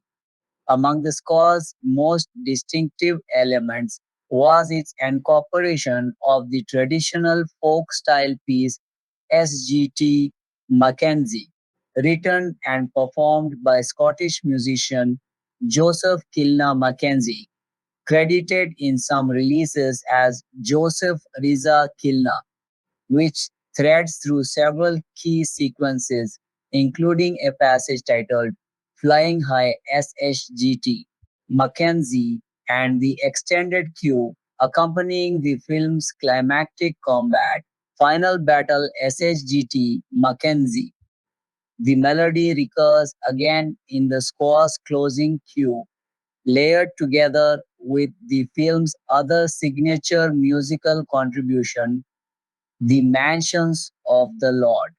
The Mansions of the Lord was composed by Glennie Smith with lyrics written by Randall Wallace himself, conceived specifically as a memorial hymn for the film and performed on the soundtrack by the United States Military Academy Cadet Glee Club together with the vocal ensemble Metro Voices. The piece was recorded along with other elements of the score at Abbey Road Studios in London, as well as at the Cadet Chapel of the United States Military Academy at West Point, giving the recording a formal ecclesiastical character appropriate to its function within the film as an elegy for the dead of both sides. The Mansions of the Lord went on to have a life beyond the film itself. The hymn was performed as part of the funeral service for former President Ronald Reagan in 2004, sung by the Armed Forces Chorus, accompanied by the United States Marine Chamber Orchestra, and a German language version of the piece titled Die Willen des Herrn has also circulated. The score additionally included a contemporary song Good Man, performed by R&B artist India RE, which received a nomination for Best R&B Song at the 2003 Grammy Awards, reflecting the soundtrack's mixture of orchestral scoring, source music, and a modern vocal contribution positioned outside the film's period setting. In recognition of the score's commercial and industry impact, Glennie Smith received a Top Box Office Films honor at the 2003 ASCAP Film and Television Music Awards, an accolade given annually to composers of the year's highest grossing films rather than strictly on artistic merit, reflecting the film's solid theatrical performance as much as the score's individual reception. The score also received a nomination at that year's World Soundtrack Awards Harry Award category, recognizing achievement in film music, placing Glennie Smith's work alongside other notable film scores of the 2002 release year under consideration by that organization's voting body. The complete score was issued commercially as a soundtrack album by Sony Music, running through cues that track the film's chronology from an early prelude and training ground material through the escalating horrors and hell cues of the battle itself to the closing final departure and the combined SGT Mackenzie Mansions of the Lord finale. Railers. Theatrical War Soldiers received its wide theatrical release in the United States on March 1, 2002, distributed domestically by Paramount Pictures, with the film's international distribution split amongst several partners depending on territory, including Concord Filmverleih in Germany and Metropolitan Film Export in France, reflecting the film's status as a co-production among American, German, and French financing entities operating under the Icon Productions and Wheelhouse Entertainment banners. The film opened wide across approximately 143 theaters in the United States and Canada, a scale of release consistent with a major studio's positioning of the film as a mainstream, star-driven award season and early spring tentpole rather than a smaller specialty release. Paramount's choice of an early March release date situated We Were Soldiers just after the conclusion of the traditional award season corridor that runs from late in one calendar year through the Academy Awards ceremony held in late March, a period during which studios typically hold back their most overtly prestige oriented dramas. Releasing in the first days of March placed the film in a comparatively less crowded part of the release calendar, ahead of the arrival of the summer blockbuster season, but past the point where it would have to compete directly against the heaviest concentration of awards contenders. A scheduling logic consistent with how studios have often positioned serious, adult skewing dramas that are not primarily conceived as awards vehicles but still aim for a level of critical respectability beyond a typical wide commercial release. The film's release date placed it only a matter of months after the September 11, 2001 attacks, and several industry observers at the time noted that the film's unabashedly patriotic, honor driven treatment of American soldiers arrived into a cultural moment that seemed unusually receptive to it. Paramount's own head of distribution was quoted around the time of release suggesting that the post September 11 atmosphere had put audiences in a frame of mind more inclined to root for American servicemen on screen, a sentiment echoed by commentary elsewhere connecting the film's release alongside other war-themed pictures of the period such as Black Hawk Down, to a broader resurgence of on-screen patriotism following the attacks. The film's premiere carried an unusual degree of political visibility even before its public opening.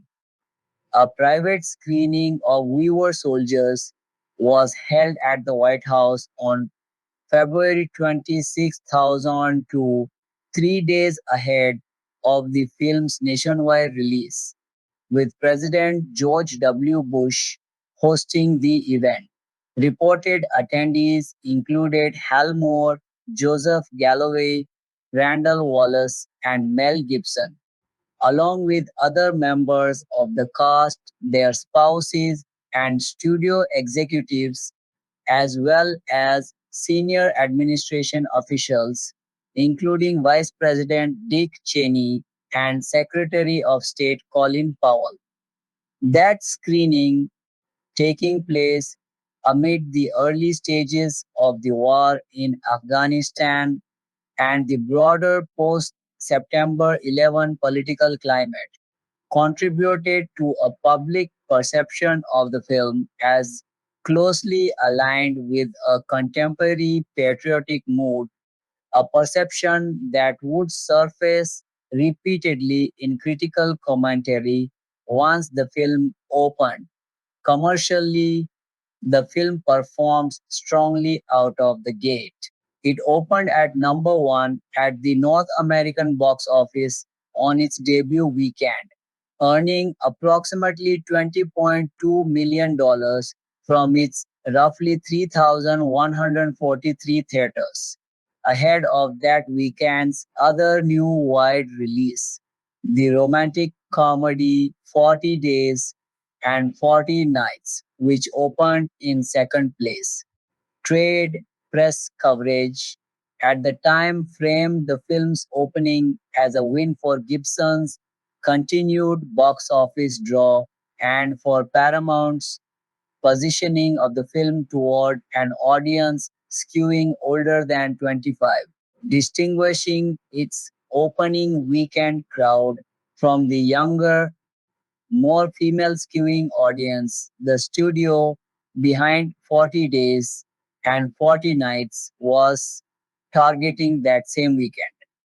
The film held on to a share of its audience in subsequent weeks before following the typical decline pattern of a wide theatrical release, continuing to play in domestic theaters into the following months before its run wound down by around early July 2002. During its opening weekend, the broader domestic box office chart placed We Were Soldiers well ahead of holdover releases such as John Q, Dragonfly, and the previous week's chart topper Queen of the Damned, all of which recorded larger weekend over weekend declines than the newly opened Gibson film. Notably, Black Hawk Down, another war film that had opened in wide release some weeks earlier and was frequently discussed alongside We Were Soldiers in contemporary commentary about a resurgence of war themed filmmaking, was still playing in domestic theaters at the time We Were Soldiers opened, continuing to add to a cumulative gross that had already passed $100 million. Internationally, the film opened in additional markets over the following months, including a United Kingdom release in early March 2002 and later a South Korean release in May 2002, each rolled out on a considerably smaller number of screens than the film's North American debut, consistent with a platform approach to markets outside the United States and Canada. The United Kingdom release opened on 384 screens and built toward a cumulative UK gross of just under $3 million over its theatrical run, while the South Korean release opened even more narrowly on 32 screens before expanding modestly in its second week and ultimately grossing under $2 million in that market. These narrower overseas rollouts reflect the film's identity as a story, tied closely to a specifically American historical experience, one that appears to have resonated more strongly with domestic audiences than with international moviegoers, even in territories such as Germany and France that had a direct financial stake in the production as co financing partners. Paramount's marketing campaign for the film leaned heavily on Gibson's star power and on Moore's own promise to his men, a line of dialogue used prominently across the film's trailers, television spots, and print advertising. Moore's vow that he would be the first man to set foot on the battlefield and the last to leave it, and that he would not leave any soldier behind, dead or alive.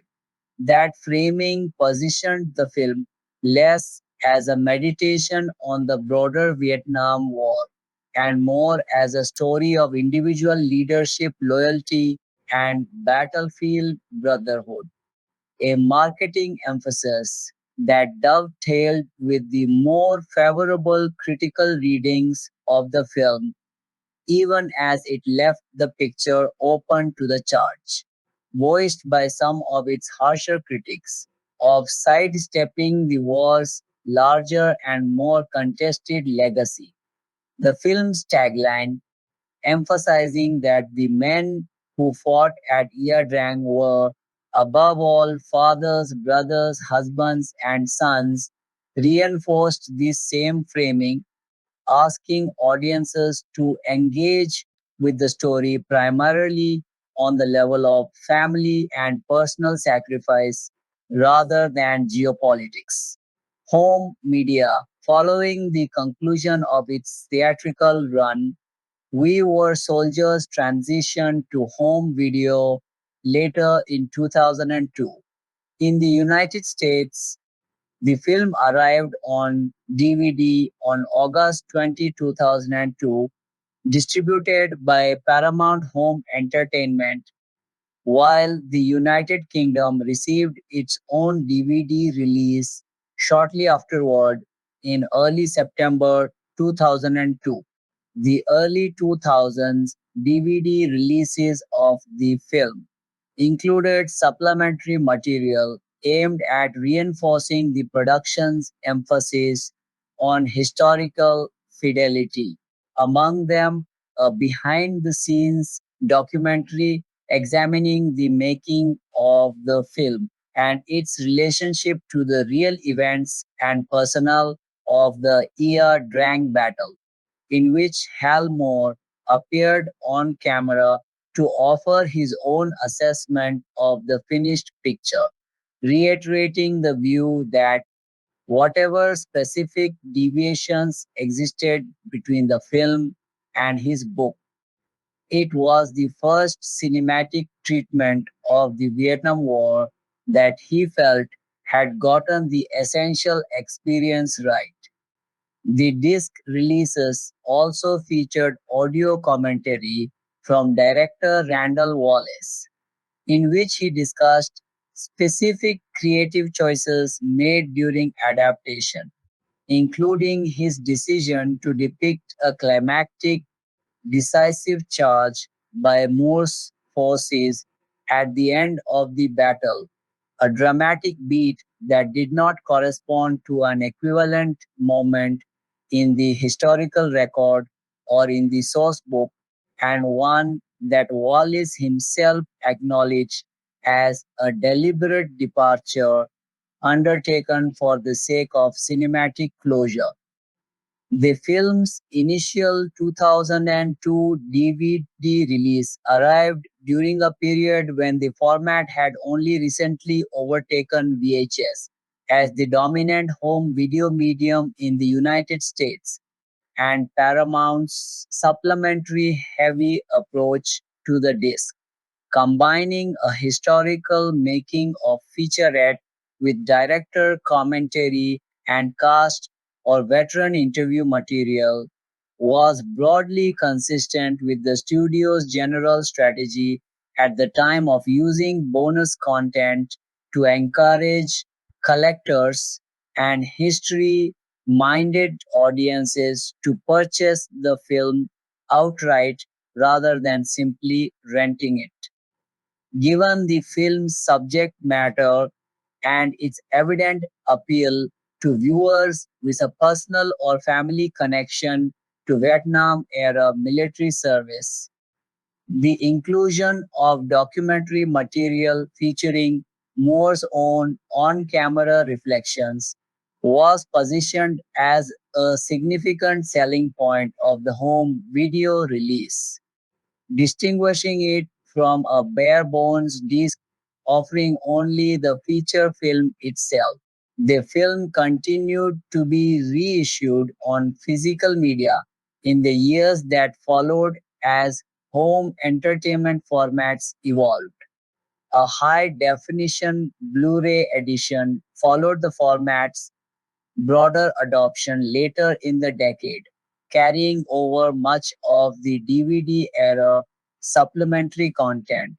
including the making of documentary and Wallace's commentary track, and presenting the film in its original widescreen aspect ratio with restored picture and remastered surround sound intended to better showcase the film's dense battle sequence sound design.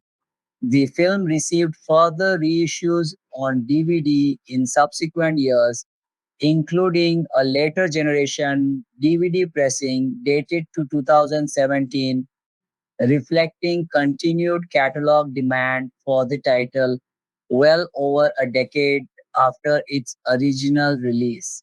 More recently, the film has been made available in an Ultra HD 4K restoration, paired with a Blu-ray disc and a digital copy, continuing Paramount's ongoing catalog support for the title alongside more traditional standalone DVD and Blu-ray editions that remain in print, generally marketed with cover art and promotional copy built around Moore's spoken promise to his men that he would leave no one behind, dead or alive, a line that has remained closely associated with the film's home video marketing across multiple successive reissues. Beyond physical media, the film has also become available through digital purchase and rental platforms, and through subscriptions and ad supported streaming services over the years since its theatrical run, extending its availability well beyond its original 2002 home video release window. Paramount has continued to make the title available for digital purchase and rental directly through its own consumer facing platforms, as well as through major third party digital storefronts, ensuring that the film has remained continuously accessible to home audiences in some form across each successive generation of home entertainment technology since its original DVD debut. Reception box office viewer. Soldiers was produced on a budget reported in most sources as falling between $70 million and $75 million, with $75 million cited as the specific estimated figure in some financial breakdowns of the production. Against that budget, the film went on to gross $78, 1 million in the United States and Canada, and an additional $37.3 million in other international markets for a worldwide theatrical total of approximately 115.4 million lals. That performance placed the film comfortably above its production budget once theatrical revenue alone is considered, positioning it as a commercial success for Paramount and Icon Productions even before accounting for home video and ancillary revenue streams, though the gap between the film's budget and its worldwide gross was not large enough to make it one of the runaway hits of its release year. Domestically, the film's opening weekend gross of roughly $20.2 million, drawn from its wide release across 3,143 theaters, represented the large majority of momentum the film would carry through its North American run. The film's per theater average during its debut weekend was healthy for a film of its scale and genre, and it comfortably outperformed the other major new wide release that same weekend.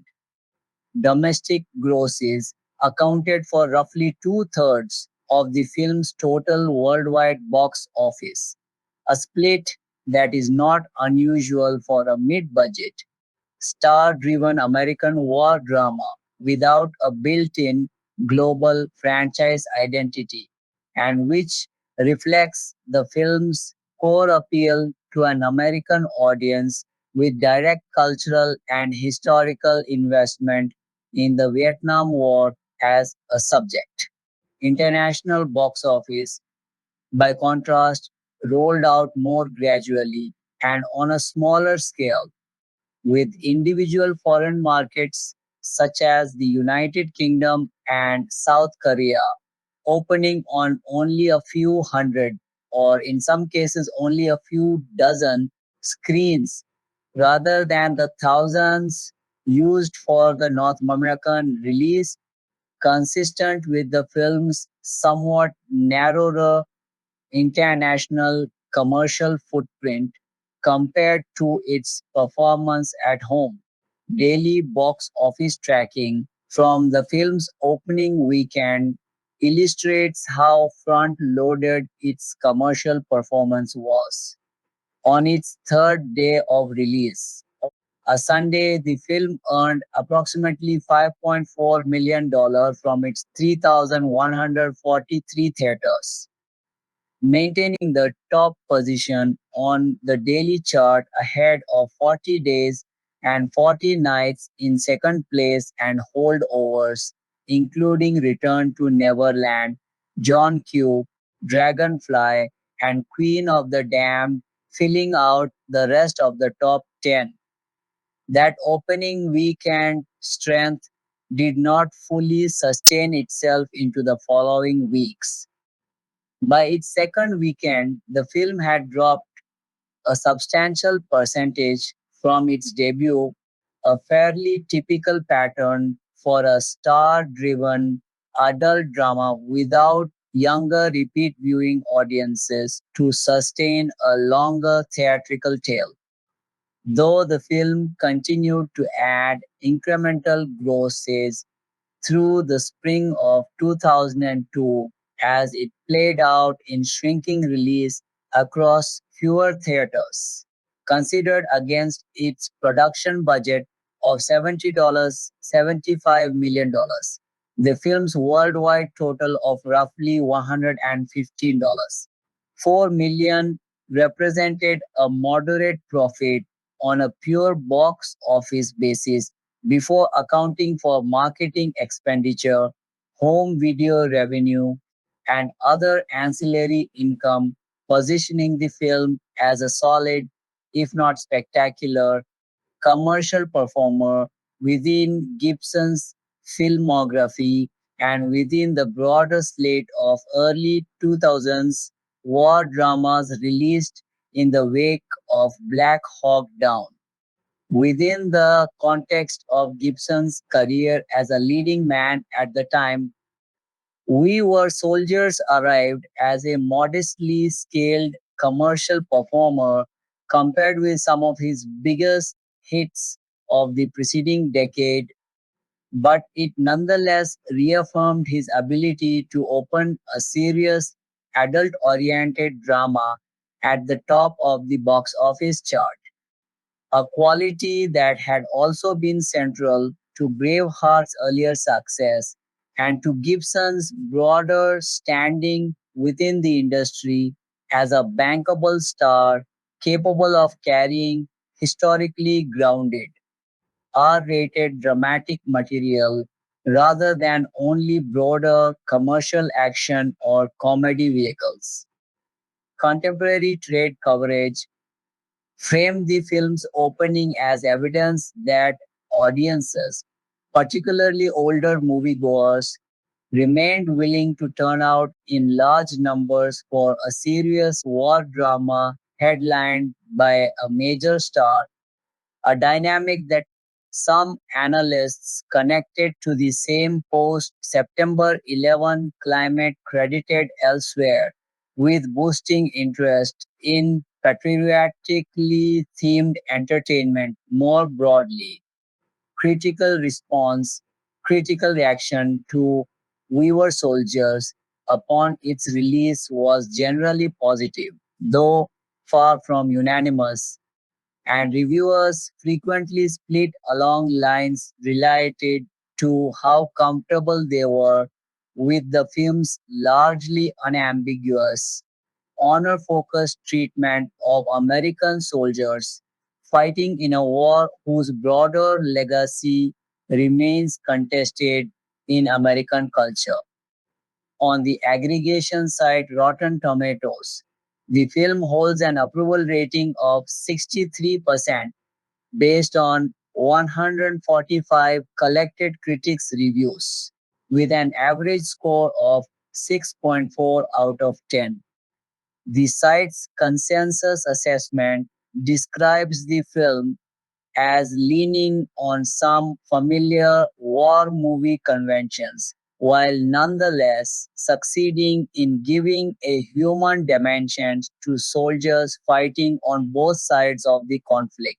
On Metacritic, which compiles and weights individual critic scores, the film holds a score of 65 out of 100 based on 37 reviews, a figure the site classifies as indicating generally favorable notices among individual critics.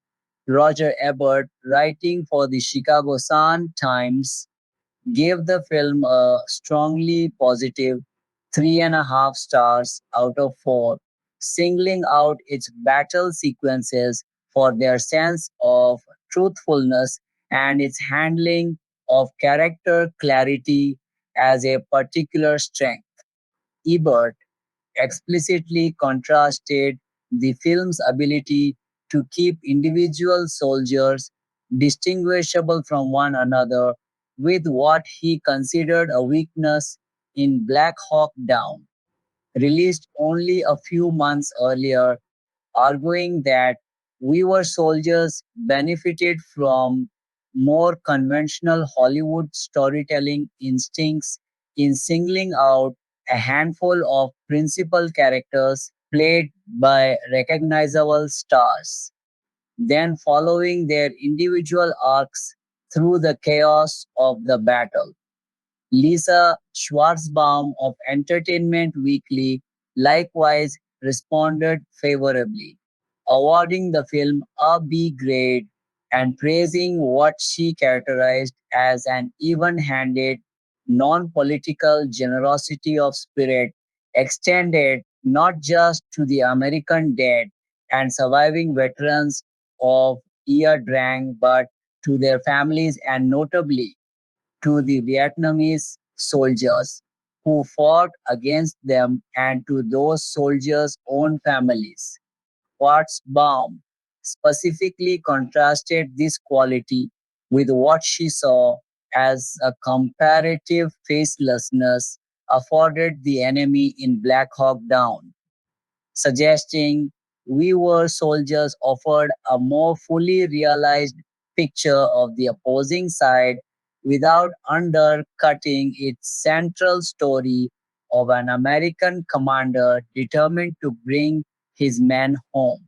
Todd McCarthy, reviewing for Variety, praised the film's depiction of combat as realistic and coherent despite the inherent chaos of the events being dramatized, and reserved particular praise for Gibson's performance, comparing the role to the kind of stalwart leading man part that had once been the province of John Wayne, and crediting Gibson with anchoring the film through sheer star power combined with a credible sense of Moore's dual capacity for command authority and personal sensitivity toward the men under him.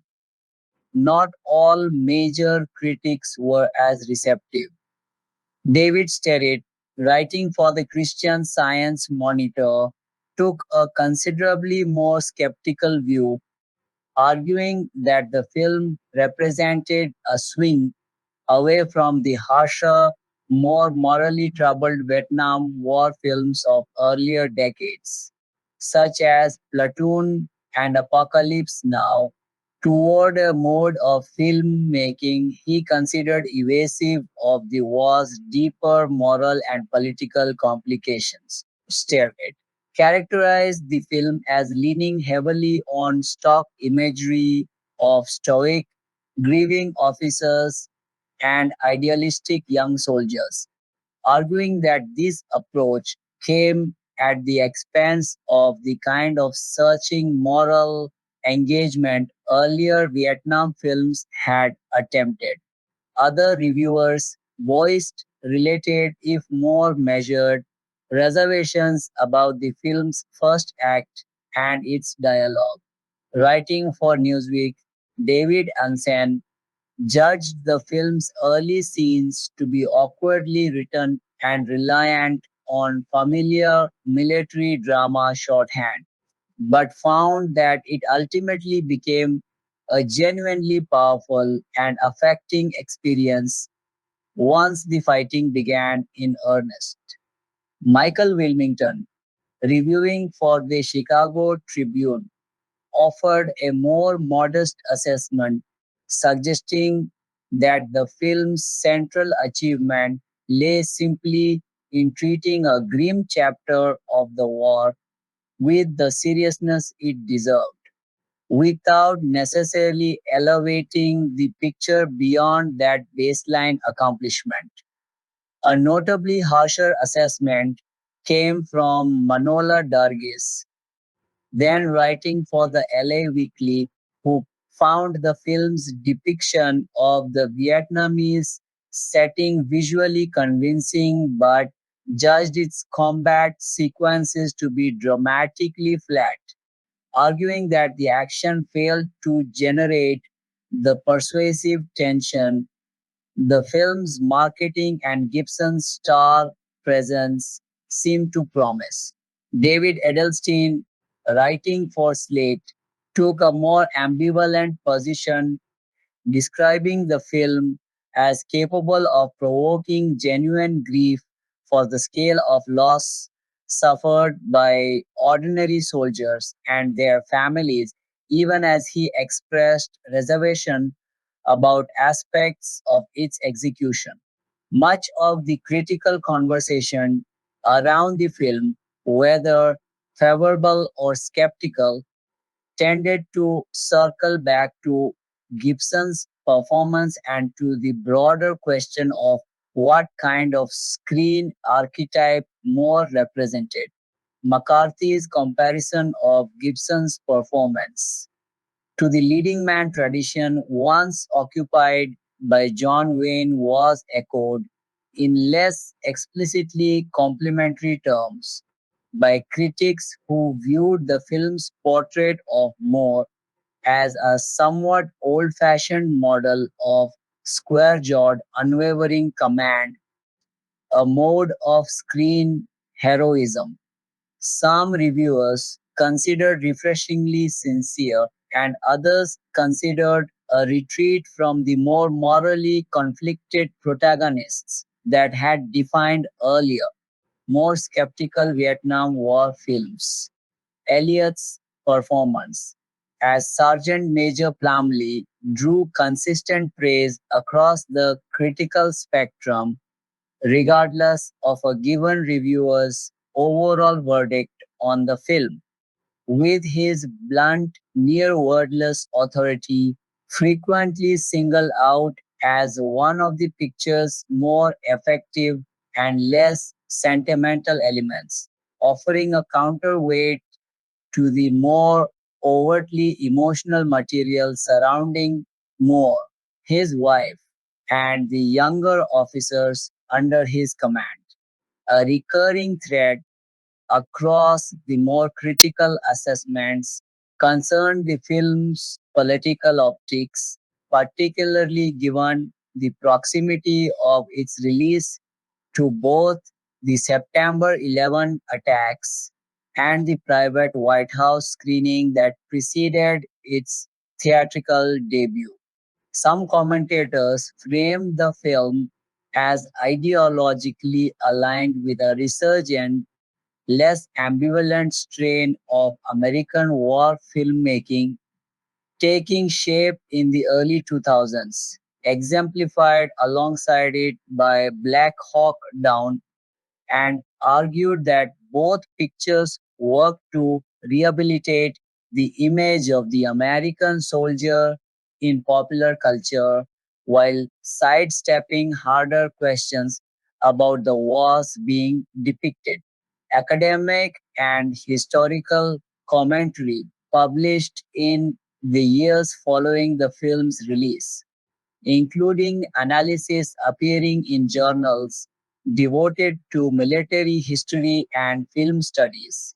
Likewise, engaged with the film's relationship to earlier Vietnam War cinema and its place within a broader post September 11 cycle of war films, emphasizing themes of duty, sacrifice, and national unity.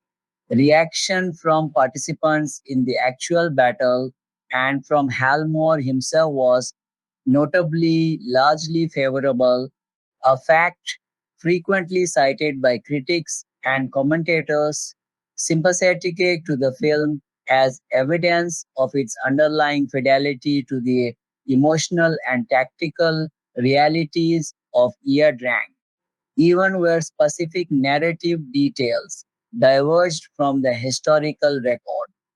Moore, who had spent years voicing frustration with earlier Hollywood depictions of the Vietnam War, gave the finished film his public approval and appeared in supplementary material included with the film's home video releases.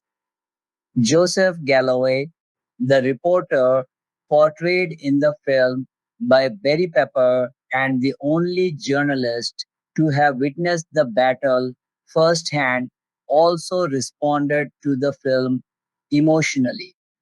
Accounts from the period note that Galloway found at least one sequence in the finished picture difficult enough to sit through, that he left the theater during a screening, later describing the material as calling back to something he had spent decades trying not to revisit.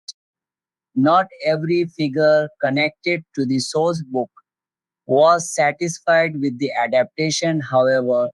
Retired Colonel Rick Rescorla, a prominent figure in Moore and Galloway's book on account of his conduct during the battle, was reportedly disappointed to discover, after reading the screenplay, that his character and his unit's contribution to the fighting had been left out of the finished film entirely.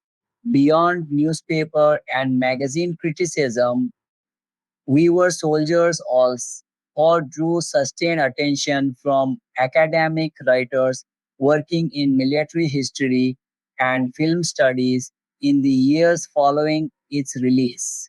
Scholarship appearing in outlets such as the OAH Magazine of History and the Journal of Military History examined the film alongside its literary source and alongside contemporaneous journalistic accounts of the Ia Drang battle, using the film as a case study in how popular cinema negotiates the gap between documented history and dramatic necessity. Related film studies commentary, including analysis published in the journal Cineast, considered soldiers jointly with Black Hawk Down as representative examples of a newly assertive, patriotically inflected cycle of American war filmmaking emerging in the immediate post September 11 period, situating both films within a longer historical pattern of American war cinema, alternately affirming and questioning the conduct and justification of the conflicts it depicts. This body of scholarly engagement Distinct from the contemporary reviews written for the film's theatrical release, has continued to inform how the film is discussed in retrospective and historical contexts well after its original box office run concluded. Assessments of the film's historical accuracy have varied depending on who is doing the assessing and by what standard.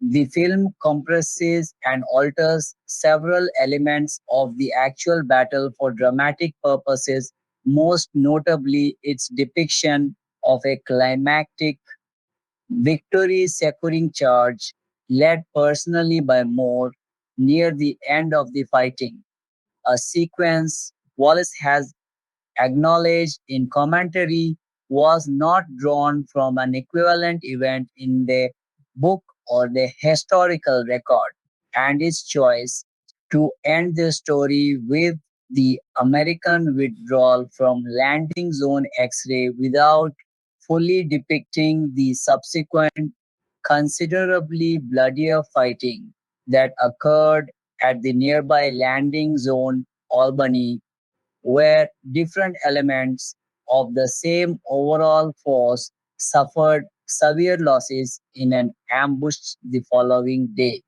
Retrospective and more academically minded assessments, including analysis attributed to Moore and Galloway themselves in later years, have offered somewhat differing estimates of just how faithfully the film captures the historical events, with figures cited in some retrospective sources suggesting more judge the film to be accurate to a majority, though not the entirety, of what actually happened, while Galloway is described in some of that same commentary as having rated the film's fidelity to their shared experience even more highly.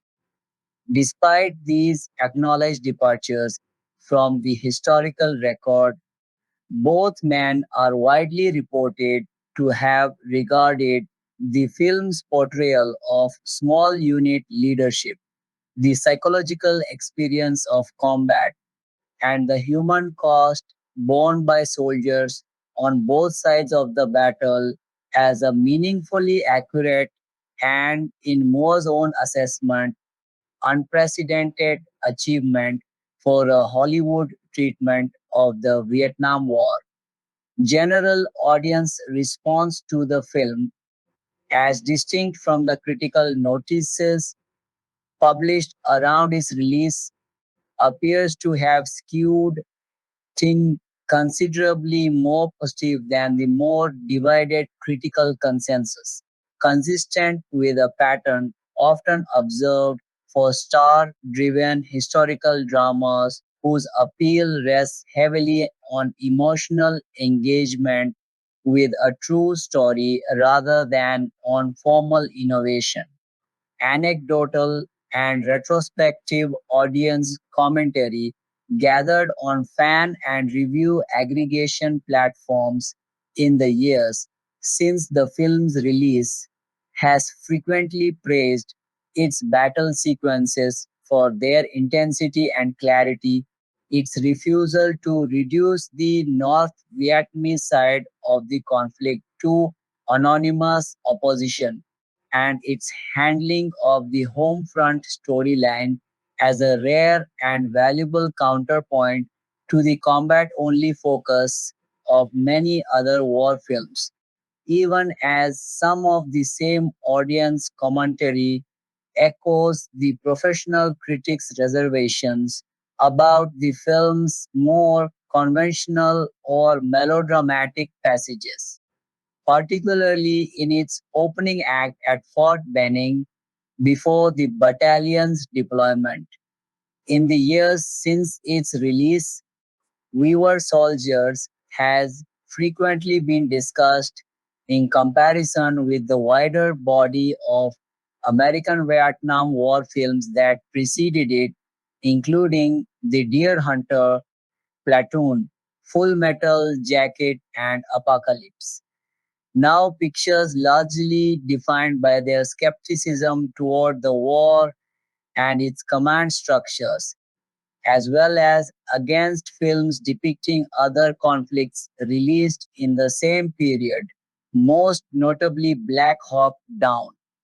Commentators sympathetic to "We Were Soldiers" have tended to describe it as occupying a narrower, more focused register than those earlier films, less interested in rendering a sweeping verdict on the Vietnam War as a whole than in reconstructing a single intensely documented battle and honoring the specific men who fought and died in it on both sides.